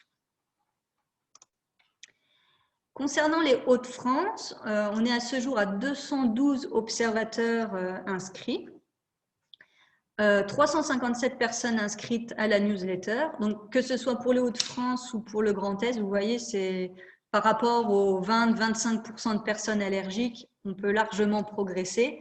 Mais voilà, pour le moment, on a ce nombre de personnes inscrites à la newsletter. Et puis, comme en Lorraine, on a des disparités. Il y a toujours des départements qui participent plus. Peut-être aussi par rapport à notre effort de communication qui est plus local selon là où est la structure. Un réseau qui s'est développé, comme je vous disais, à la Corse en décembre 2019. Alors malheureusement, ils comptaient faire leur campagne de com en 2020, mais ils y ont renoncé pour éviter que ça passe inaperçu par rapport à la crise sanitaire. Donc, ils vont faire leur campagne de communication cette année. Et puis, l'Île-de-France qui nous rejoint depuis le 1er février. Faire un petit bilan général, donc à ce jour, donc pour 2020, entre le Grand Est et les Hauts-de-France, on est à 474 bénévoles d'inscrits, presque 1000 inscrits à la newsletter, près de 1000 identifications de plantes réalisées, 3000 observations faites et renseignées sur le site Pollinaire. Et là où c'est un peu plus négatif, si on peut dire, mais en fait, c'est le jeu des sciences participatives, c'est que réellement, sur 474 sentinelles d'inscrites, seuls 213 ont réalisé une identification. Donc, vous voyez, on est à peu près à 50%, un peu moins de 50% de participation. Donc, c'est tout là l'enjeu aussi du réseau participatif, de dynamiser et de pérenniser les observations et puis d'inciter les sentinelles à renseigner des identifications. Et 150 sur 474 ont réalisé au moins une observation. Donc, après, on a eu des inscriptions tardives dans la saison, donc des gens qui n'ont pas encore pu faire d'observation. Mais voilà, c'est quand même un travail qu'on doit faire pour motiver les personnes à participer. La page pollinaire a été vue presque 90 000 fois. Et puis, on a à peu près, aujourd'hui, on a un peu plus de 700 abonnés à la page Facebook. Concernant les exemples d'actions mises en place sur le Grand Est, alors comme je vous le disais, en fait, pollinaire, il y a vraiment plein de choses qui peuvent être mises en place par rapport à ce projet. Donc tout d'abord, pollinaire est inclus dans le plan régional santé environnement 3. Donc dans le cadre là, on reçoit des financements de l'ARS pour déployer pollinaire sur le Grand Est. Pollinaire est inclus dans 9 contrats locaux de santé, donc sur le Grand Est toujours. Donc là, l'objectif des contrats locaux de santé, c'est de déployer pollinaire vraiment localement. Donc dans le cadre de ces CLS, on fait par exemple des campagnes de com ou on fait des manifestations, des conférences, on met en place des polliniers. Donc voilà, les fameux polliniers. En fait, je vous ai montré tout à l'heure la photo sans vous en dire plus. En fait, un pollinier, c'est un endroit où on va rassembler les plantes à pollen allergisant. Donc, c'est un côté pédagogique. À Nancy, par exemple, on l'a mis au jardin botanique. Donc, ça va avoir un intérêt pédagogique pour les visiteurs. Et c'est un point d'observation pour le réseau pollinaire. Donc, par exemple, à Nancy, le jardin botanique, c'est un point de référence pour alerter les sentinelles du début des floraisons et dire aux sentinelles, ça commence à fleurir, vous pouvez débuter vos observations. On a également rédigé des articles scientifiques en collaboration avec le professeur Cani, qui est l'allergologue qui nous suit, qui suit le projet depuis sa création. Voilà, donc pollinaire a des articles scientifiques. On a mis en place le projet Un arbre, une école dans des écoles du Grand Est pour inclure la thématique dans le programme scolaire et faire participer les élèves. Donc, je ne vous ai pas dit, mais nos plus jeunes sentinelles ont 6 ans, les plus âgés 85 ans. Donc, vraiment, ça s'ouvre à tout le monde. On a mis en place le réseau dans plusieurs EHPAD. Donc, le but, c'était de donner une nouvelle activité aux résidents, de les faire participer à une activité d'utilité publique, etc. Et puis là, on peut même voir, donc sur la première photo, ils ont accueilli des élèves pour leur présenter leur rôle de sentinelle. Et puis sur la droite, une photo où, en fait, ils ont participé à un concours entre maisons de retraite où ils présentaient leur rôle de sentinelle et ils ont reçu le prix de bronze pour cette participation. On a réalisé des enquêtes de satisfaction, que ce soit pour les personnes allergiques ou les sentinelles. Comme je vous disais, c'était un projet innovant et l'objectif, c'était de savoir si les personnes allergiques trouvaient le réseau utile ou pas, parce que si le réseau n'était pas utile pour les personnes allergiques, il fallait vraiment se poser des questions. Et également pour les sentinelles, pour voir si c'était facile de faire les observations, si elles avaient tous les outils nécessaires, etc. Pour les actions qui sont à venir en 2021, donc en février, là, ça a été très chargé de par l'activité pollinique qui a recommencé. Donc nous, ça a débuté dès le 23 décembre pour la pollinisation du noisetier. Et en février, donc on a lancé, en fait, là on est en cours, là ça va être à partir de mi-février, une campagne de communication auprès des professionnels de santé. Donc toujours en lien avec les pharmaciens. Et on refait en fait la même campagne de com qu'on avait faite en 2016. On fait une petite piqûre de rappel maintenant en 2021, surtout que maintenant on est devenu Grand Est. Donc le but c'est de renvoyer les documents aux professionnels de santé. Donc, ça concerne 1610 officines qui vont recevoir les documents pollinaires et 6000 autres professionnels de santé, donc les allergologues, médecins généralistes, ORL, pédiatres et pneumologues. En février aussi, donc depuis le 1er février, on a fait une campagne de communication dans les bus et dans les trams de plusieurs agglomérations, donc de Nancy, Chaumont, Colmar, Troyes, Épinal et Châlons en Champagne. Donc voilà, on a diffusé une affiche pour essayer de recruter des sentinelles, mais surtout dire aux personnes allergiques, vous êtes allergiques, c'est le début de la saison pollinique, venez chercher de l'information sur le site pollinaire. On a également prévu de faire des formations pollinaires auprès des agents des services des espaces verts. Donc ça, c'était des choses qui étaient déjà faites, mais on a eu des nouvelles demandes. Et également des entreprises qui souhaitent faire participer leurs salariés, des entreprises qui ont à proximité des noisetiers, des bouleaux, etc. et qui veulent faire participer aux observations les salariés. Accompagner les écoles et les EHPAD aussi qui le souhaitent dans la mise en place du réseau. Et puis, la possibilité de mettre en place des polliniers, voilà, dans quatre nouvelles villes. À savoir que sur le Grand Est, on en a déjà 4. Et comme je vous disais tout à l'heure, c'est des points de référence pour dire aux sentinelles, localement, ça commence à polliniser, à fleurir, débutez vos observations. Donc là, je vous ai présenté les projets sur le Grand Est. Maintenant, on est devenu aussi un réseau national. Donc, le but, c'est d'avoir des projets communs et puis de travailler ensemble. On a réalisé une enquête de satisfaction auprès des personnes allergiques qui consultent les données pollinaires sur les Hauts-de-France et sur le Grand Est. Donc, deux questionnaires qui ont été proposés, un au mois de juillet, pour connaître l'évaluation du changement du comportement des personnes allergiques qui reçoivent l'information. Parce que finalement, si les personnes allergiques reçoivent l'information mais n'en font rien, c'est dommage. Il faut qu'on revoie aussi notre communication. Et puis en septembre, on a évalué la satisfaction des outils pollinaires. Donc là, plus pour savoir si la newsletter convenait, si le site pollinaire convenait. On a réalisé une enquête aussi auprès des sentinelles non actives. Je vous disais qu'il y avait 50% des personnes qui ne participaient pas.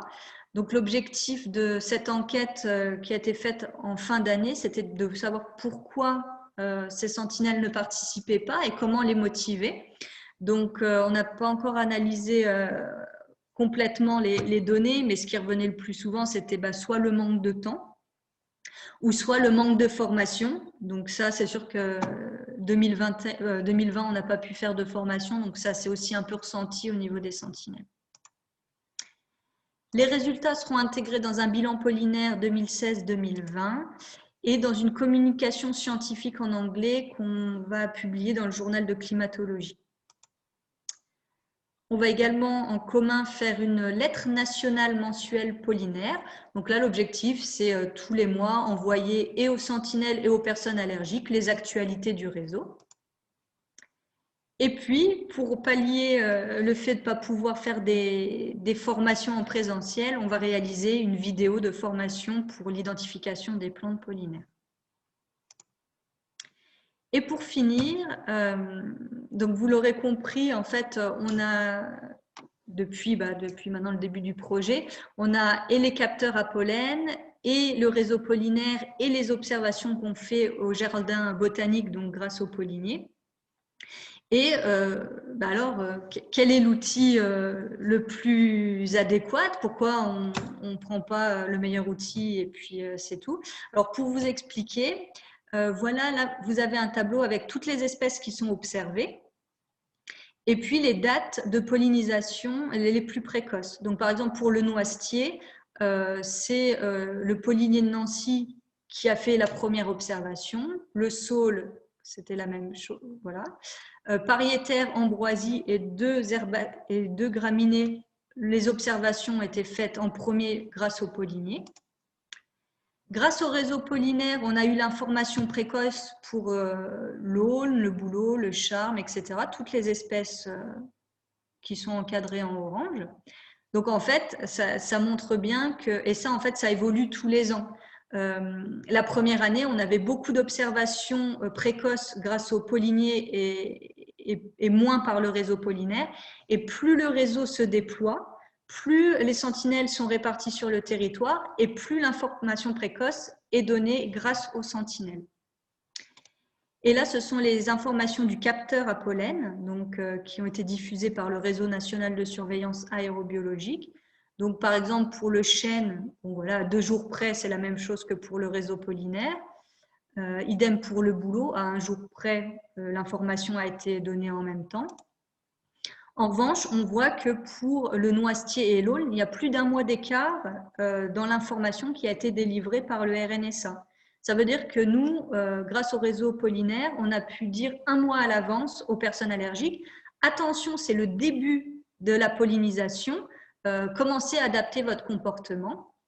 Et donc, finalement, le RNSA, lui, a informé quand c'était déjà le pic, donc on était déjà un peu plus tardif. Tout ça pour vous montrer que le réseau pollinaire a vraiment un réel intérêt dans l'information précoce de la pollinisation. Voilà, j'en ai fini pour ma présentation. Si vous avez des questions, n'hésitez pas. Je crois que j'ai eu des questions aussi entre-temps. Oui, Maëlle, vous proposez éventuellement de regrouper avec la présentation de Géraldine et de prendre après toutes les questions. Il y a notamment une question, mais vous y avez répondu avec le dernier transparence sur les liens avec le RNSA éventuellement. Enfin, on pourra compléter la réponse et puis aussi sur comment on mesure les concentrations des pollens dans l'air et avec quel type de capteur ou quel type d'observation dans les jardins polliniques aussi. Ça marche. Dans les pollinariums, excusez-moi. Géraldine ? Oui. On te donne la main ? Tout à fait.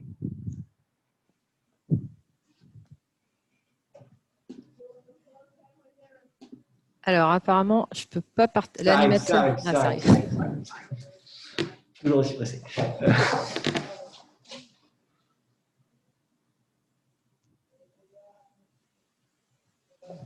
Alors, il faut que Marielle nous libère la main et après on te la donne. Pas de problème. Je vous ai nommé, c'est bon ou normalement?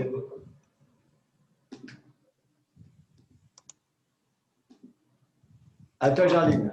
Je pense que c'est bon.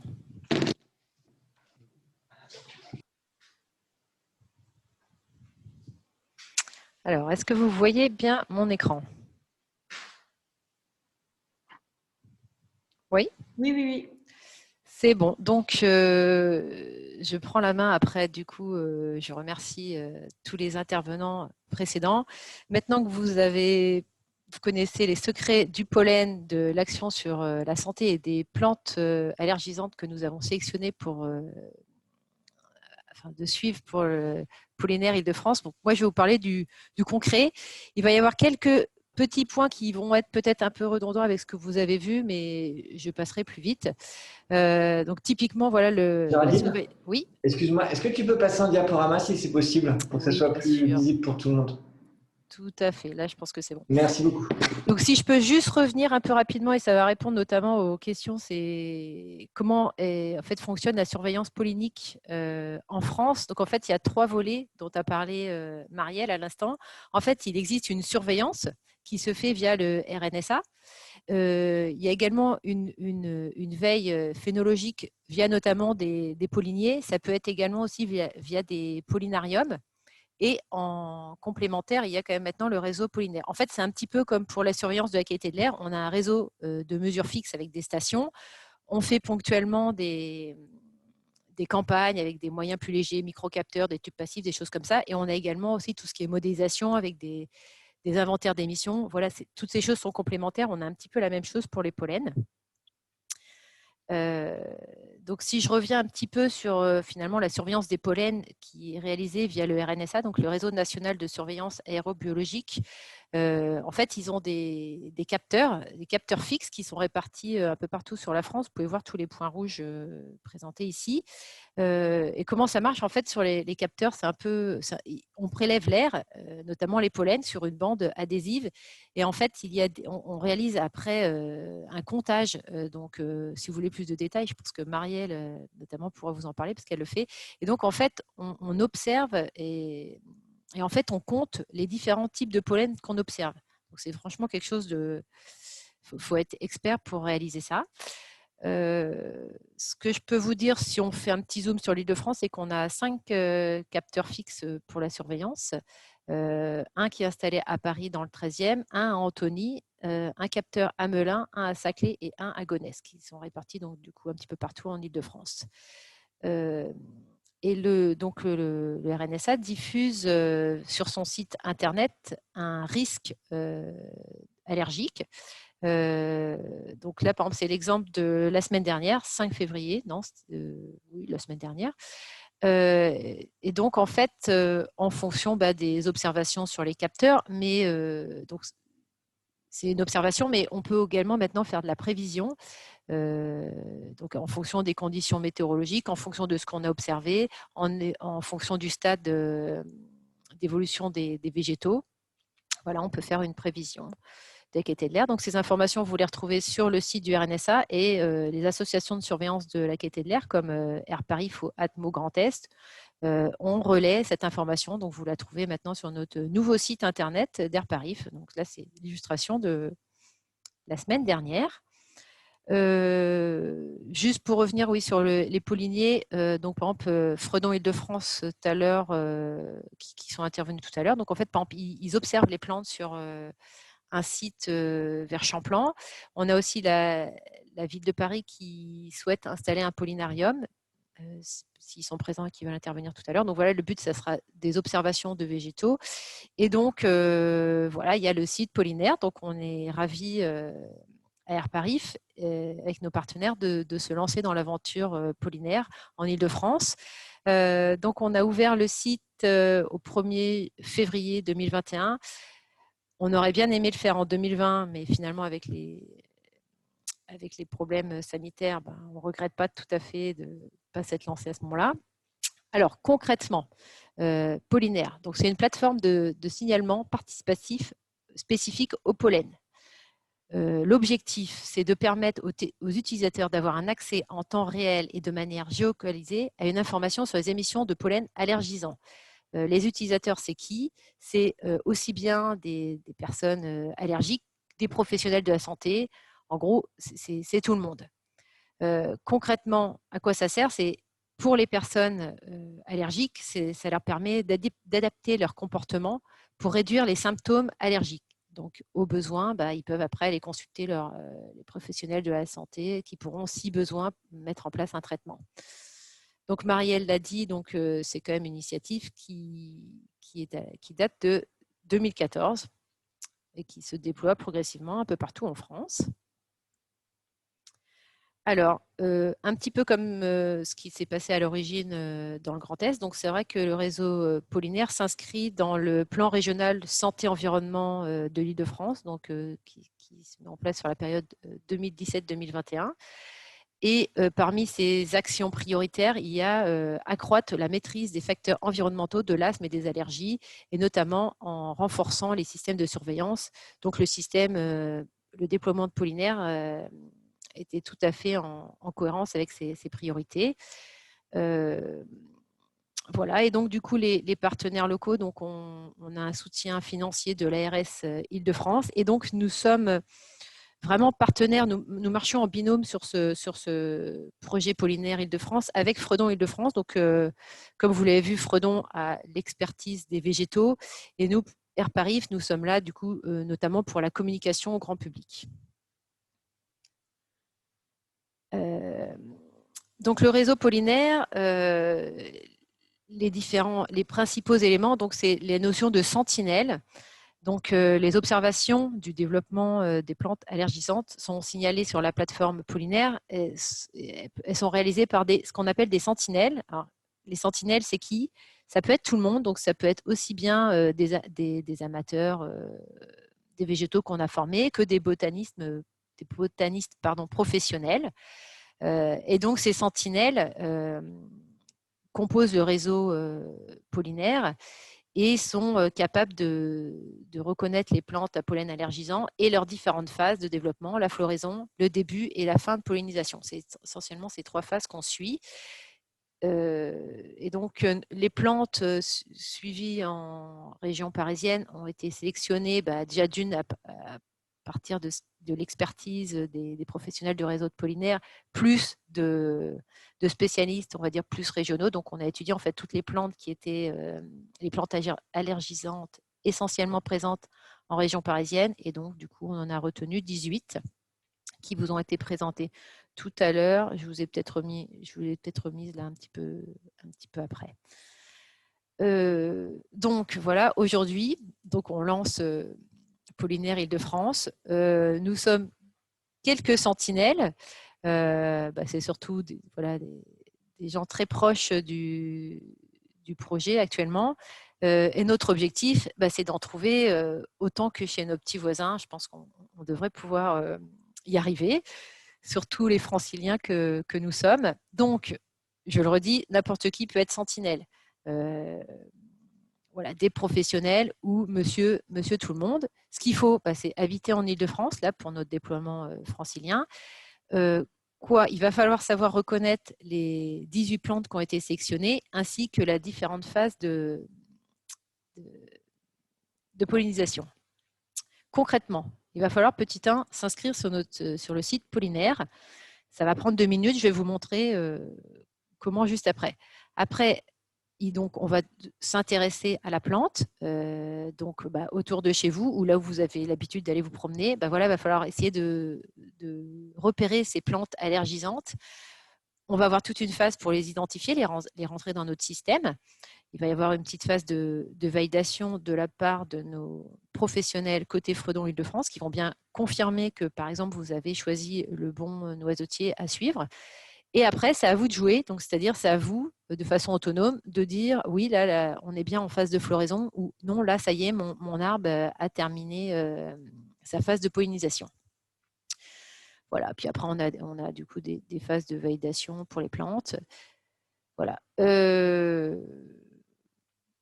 Voilà, donc concrètement, je ne sais pas encore si vous avez pu prendre le temps d'aller voir le site Pollinaire. Je vous ai fait des captures d'écran pour que ça soit plus simple parce que je n'avais pas envie d'avoir des problèmes techniques. Donc, ce beau site, dans les tons bleu, jaune, vraiment très sympa. Franchement, on remercie le prestataire. Moi, je trouve ça très joli. Donc, vous arrivez sur quelque chose de très simple. Franchement, c'est très bien fait. Tout le monde peut y arriver. Mais bien sûr, si vous avez des problèmes, on est là. Je vais vous montrer, on a un chat. Donc, on arrive direct. Voilà, on peut soit directement s'inscrire comme sentinelle, soit s'inscrire pour recevoir l'information. Donc, assez vite, on va vous demander en fait, de choisir votre région. Voilà, donc là, par exemple, moi, j'ai pris l'Île-de-France, tant qu'à faire, et on tombe sur un petit questionnaire d'inscription. Franchement, c'est du classique, votre nom, votre prénom, votre email. À titre, après, pour faire des stats, c'est comment vous avez connu Pollinaire. Et bingo, ça y est, vous êtes sentinelle. C'est parti. Et après, donc, vous avez accès à un tableau de bord. Donc là, je vous parlais il y a 2 secondes, juste à droite. Là, donc, du coup, vous avez un petit chat. C'est moi qui vais vous répondre. Ou si c'est après trop technique comme question, je demanderai par exemple à la Fredon si ça concerne des questions précises sur les plantes. Donc, vous avez ce tableau de bord et c'est à vous de jouer. Donc, en général, on commence par rentrer les plantes qu'on va suivre. Donc, en fait, ce qu'on vous demande, c'est une photo, voire plusieurs si on peut, mais une en général, c'est très bien. Vous dites en fait quelle plante vous avez choisi parmi la liste, c'est un menu déroulant, vous ne pouvez pas vous tromper. Vous mettez votre photo, ça permet tout de suite de voir si vous n'êtes pas trompé. Et après, on a quelques questions un peu plus générales pour faire des croisements. Donc, c'est en gros où l'environnement de votre plante, est-ce que c'est en ville, est-ce que c'est un jardin, est-ce que c'est un bois. Et puis après, on demande une localisation. Donc, soit vous rentrez des coordonnées GPS, une adresse, et vous pouvez même géolocaliser directement à partir de la carte qui est disponible. Là, il y a un petit temps de réponse, c'est-à-dire le temps qu'on valide bien votre plante.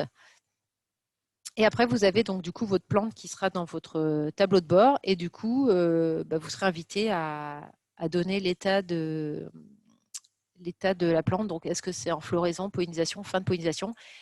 Vous rentrez la date de vos observations et après, entrez et du coup, ça atterrit, ça s'affiche directement pour tous sur le site Pollinaire. Alors, pour vous aider, il y a un très beau guide, franchement, qui a été fait. Alors, pour l'instant, sur l'Île-de-France, en plus avec toutes les restrictions sanitaires, et pour aller plus vite, il est pour l'instant uniquement accessible en PDF sur notre site. On a tout de suite, dans l'immédiat, pas prévu encore d'impression. On verra par contre, c'est vrai que s'il y a des demandes, on pourra très bien en faire. Tout comme Atmo Grand Est, par exemple, réalise des formations, donc idéalement sur le terrain, mais on peut très bien imaginer une formation en ligne avec des supports numériques. Donc, c'est vrai qu'on va s'adapter en fonction des besoins et des demandes. Mais bon, ça, c'est notamment les éléments qui ont été présentés tout à l'heure par Romane, côté Fredon, tout au début de cet après-midi. Là, c'est le rappel des 18 plantes qu'on a choisi de suivre en Île-de-France. Et donc, du coup, on est tous d'accord que voilà, les sentinelles, on va avoir besoin de vous dès voilà, le mois de février. Ça y est, ça va être parti. Même si là, on est encore en période assez hivernale avec la neige. Donc, c'est un peu compliqué des fois de sélectionner les plantes. Mais dès que le printemps va être là, on aura forcément plus de pollen présent dans l'atmosphère. Donc, on peut aussi choisir de connaître le risque allergique et pas de s'inscrire comme sentinelle. Alors là, c'est encore plus simple. Vous cliquez sur « Je veux connaître le risque ». Vous sélectionnez l'Île-de-France. Vous avez quasiment le même formulaire pour vous inscrire que tout à l'heure pour les sentinelles. Et en gros, voilà, c'est bon, vous recevrez les informations. Et donc, sinon, en page d'accueil, assez facilement, vous pouvez aller sur la carte interactive. Voilà, donc c'est ce qu'on a aujourd'hui. Donc, pour rien vous cacher, c'est le petit noisetier que j'ai choisi à côté de chez moi, donc que je vais suivre. Voilà, donc ça, c'est quand même les principales infos. Donc, le site est ouvert, a été en fait ouvert pour l'Île-de-France depuis le 1er février. Donc, aujourd'hui, là, nous sommes ensemble pour parler déjà de cette plateforme. Vous avez peut-être pas, parce que vous n'êtes peut-être pas encore abonné, mais donc du coup, il y a une page Facebook Pollinaire. Il y a aussi des informations qu'on diffuse sur la chaîne YouTube Pollinaire, également des choses qui sont faites sur Twitter. Voilà. Donc, on fera certainement plus de communication, nous, côté Airparif, quand la saison pollinique va vraiment commencer au mois de mars, très probablement. Mais bon, avec le contexte sanitaire, on a choisi de beaucoup travailler sur les réseaux sociaux, notamment, au moins pour cette année. Donc, en fait, maintenant, le but, c'est de faire connaître ce beau site, ce beau projet. Et c'est vrai qu'on a besoin potentiellement de relais de la part de vos structures, si c'est possible, soit en partageant des posts qu'on met sur les réseaux sociaux, soit en diffusant les communications qu'on a pu faire, notamment par exemple, sur notre site Airparif, ou qui a été relayé sur Fredon et ARS notamment. Voilà, et on a également prévu de faire de la communication ciblée auprès d'associations, ça sera notamment fait côté Fredon pour motiver potentiellement des botanistes experts pour aider si vraiment, voilà, il y a aussi des tutos qui sont très bien faits, des tutos, des vidéos qui sont disponibles. On les trouve facilement sur YouTube ou ils sont sur nos sites Airparif, on les a relayés. Je crois que voilà, c'est essentiellement ça que je voulais vous dire. Et donc, du coup, là, j'avoue, je n'ai pas regardé si on avait des questions, mais du coup, le moment va peut-être être venu de répondre à vos questions et surtout voilà, si vous avez des impressions, des commentaires, des remarques à faire, si ça vous plaît comme projet, si vous avez envie de participer, de nous aider à trouver des sentinelles en Île-de-France. Je vous remercie pour votre attention. Merci Géraldine, merci Marielle. On va passer donc aux questions, comme le disait Géraldine. Il y a des questions, je crois que c'est d'une personne sur notamment la mesure dans l'air, le nombre de capteurs en Île-de-France. Je vous propose pour mettre un peu plus d'interactivité, même de vous présenter, de poser directement la question par caméra ou micro interposé.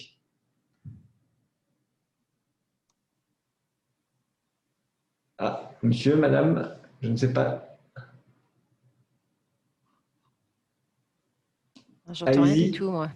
Alors, donc c'est monsieur ou madame, je ne sais pas, TVB. Sinon, je vais lire les questions. Bon, bah, je vais lire les questions. Il n'y a pas de micro. D'accord. Pas de problème. Donc, je vais lire les questions. Donc, s'il y avait une question sur comment on mesure avec des capteurs dans l'air le pollen, mais Géraldine y a répondu au début de sa présentation. N'hésitez pas à nous dire dans le chat si vous voulez plus de compléments. Et par contre, il y avait une question sur le nombre de sites de mesure en Île-de-France. Et notamment savoir si 5 c'était suffisant ou si c'était bon parce que finalement la variation spatiale des concentrations de pollen est assez faible. Alors, sachant que 5, pour commencer la réponse, dépend du RNSA, hein, pas de R-Parif. C'est des dimensionnements de réseau qui sont gérés par le RNSA. Oui. Géraldine, tu veux peut-être répondre Enfin, effectivement, c'est le RNSA qui gère le réseau. Alors 5, c'est déjà bien. C'est déjà bien, oui. On en a 7 sur le Grand Est, qui est quand même plus étalé.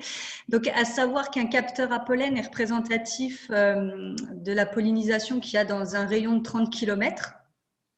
Et puis après, il y a des études qui ont été faites pour voir sur quelle distance le capteur est représentatif, etc.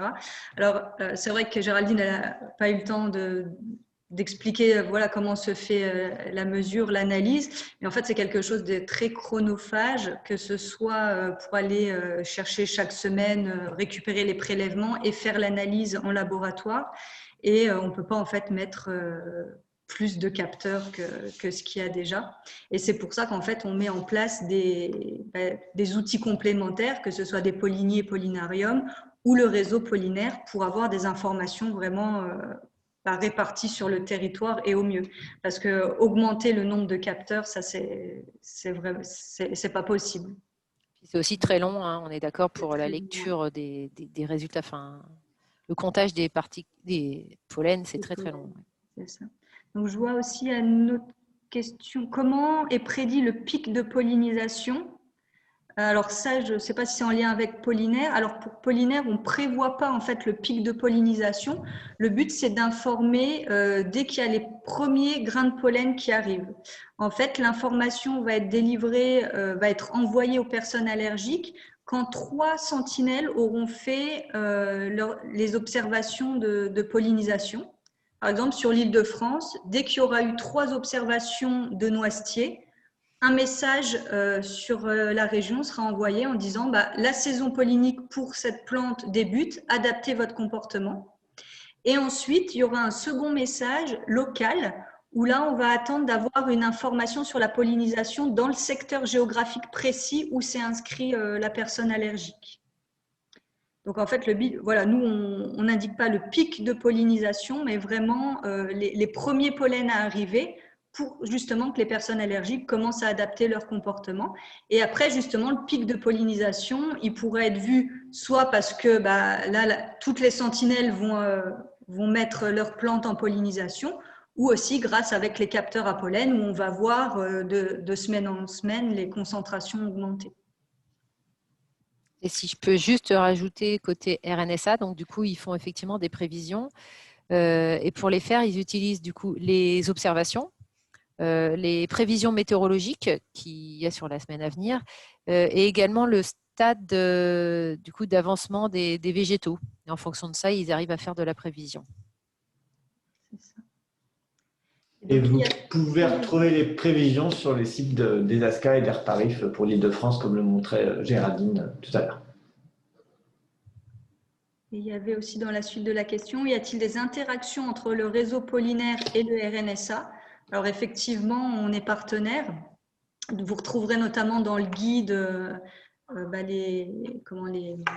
les potentiels allergisants des plantes. Ce sont les indices en fait du RNSA.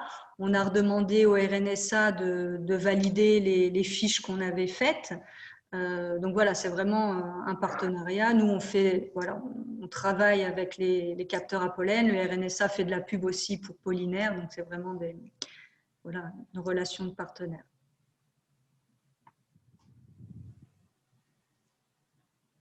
Après aussi, peut-être pour préciser, parce que dans la présentation de Géraldine, elle n'a peut-être pas eu le temps de le dire, mais souvent on nous pose la question, oh, ça a l'air chronophage, ça a l'air compliqué, etc.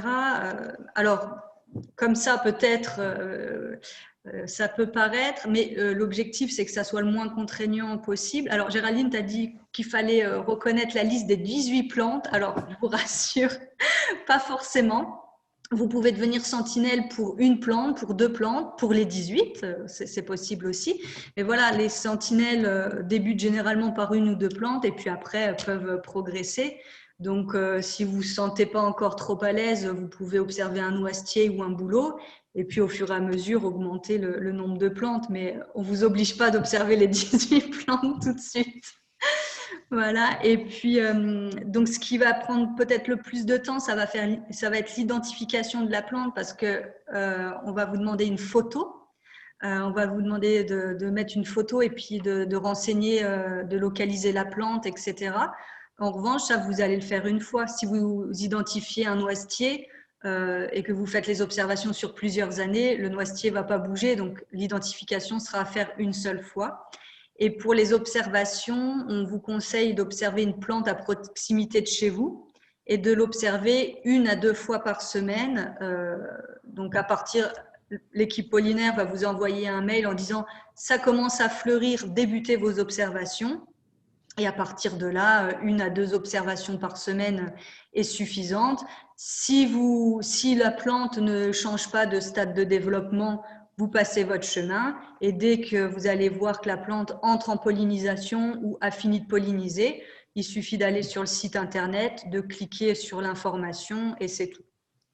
Donc voilà, ça prend pas trop de temps, mis à part peut-être l'identification qui est à faire une seule fois.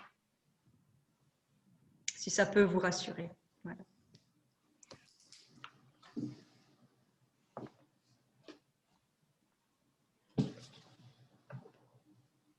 Est-ce qu'il y a d'autres questions?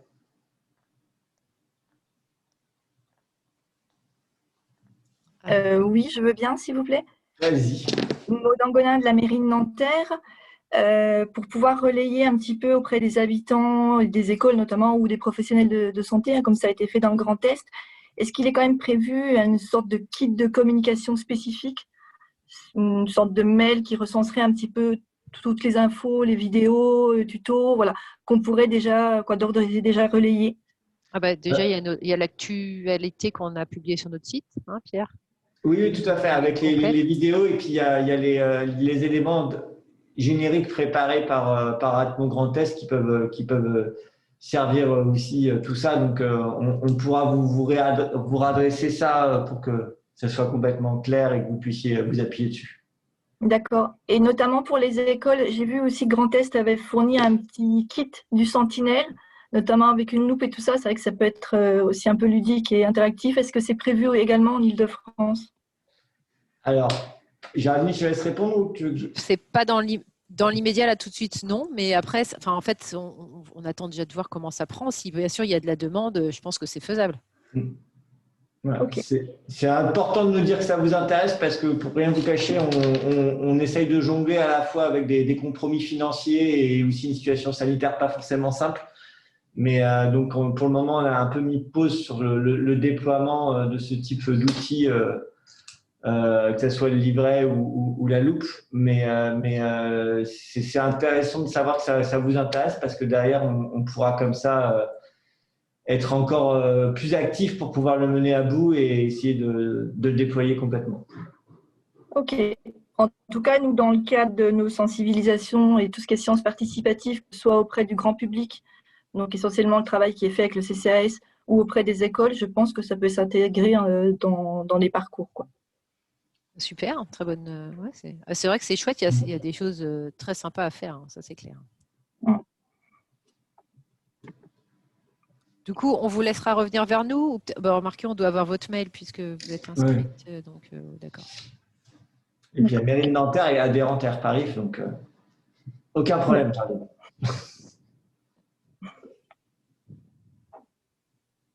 Très bien, merci. Est-ce qu'il y a d'autres questions, remarques? Il nous reste 4 minutes.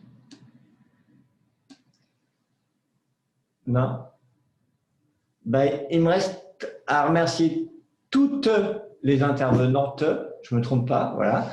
À remercier Juliette aussi pour toute la préparation, la coordination du webinaire. On va aussi, si ça dérange personne, mettre les différentes présentations en lien avec l'actualité qui a été mise sur notre site web pour le lancement de Pollinaire pour que tout le monde y ait accès aussi. Et puis, on mettra aussi l'enregistrement de la session sur notre chaîne YouTube avec un lien.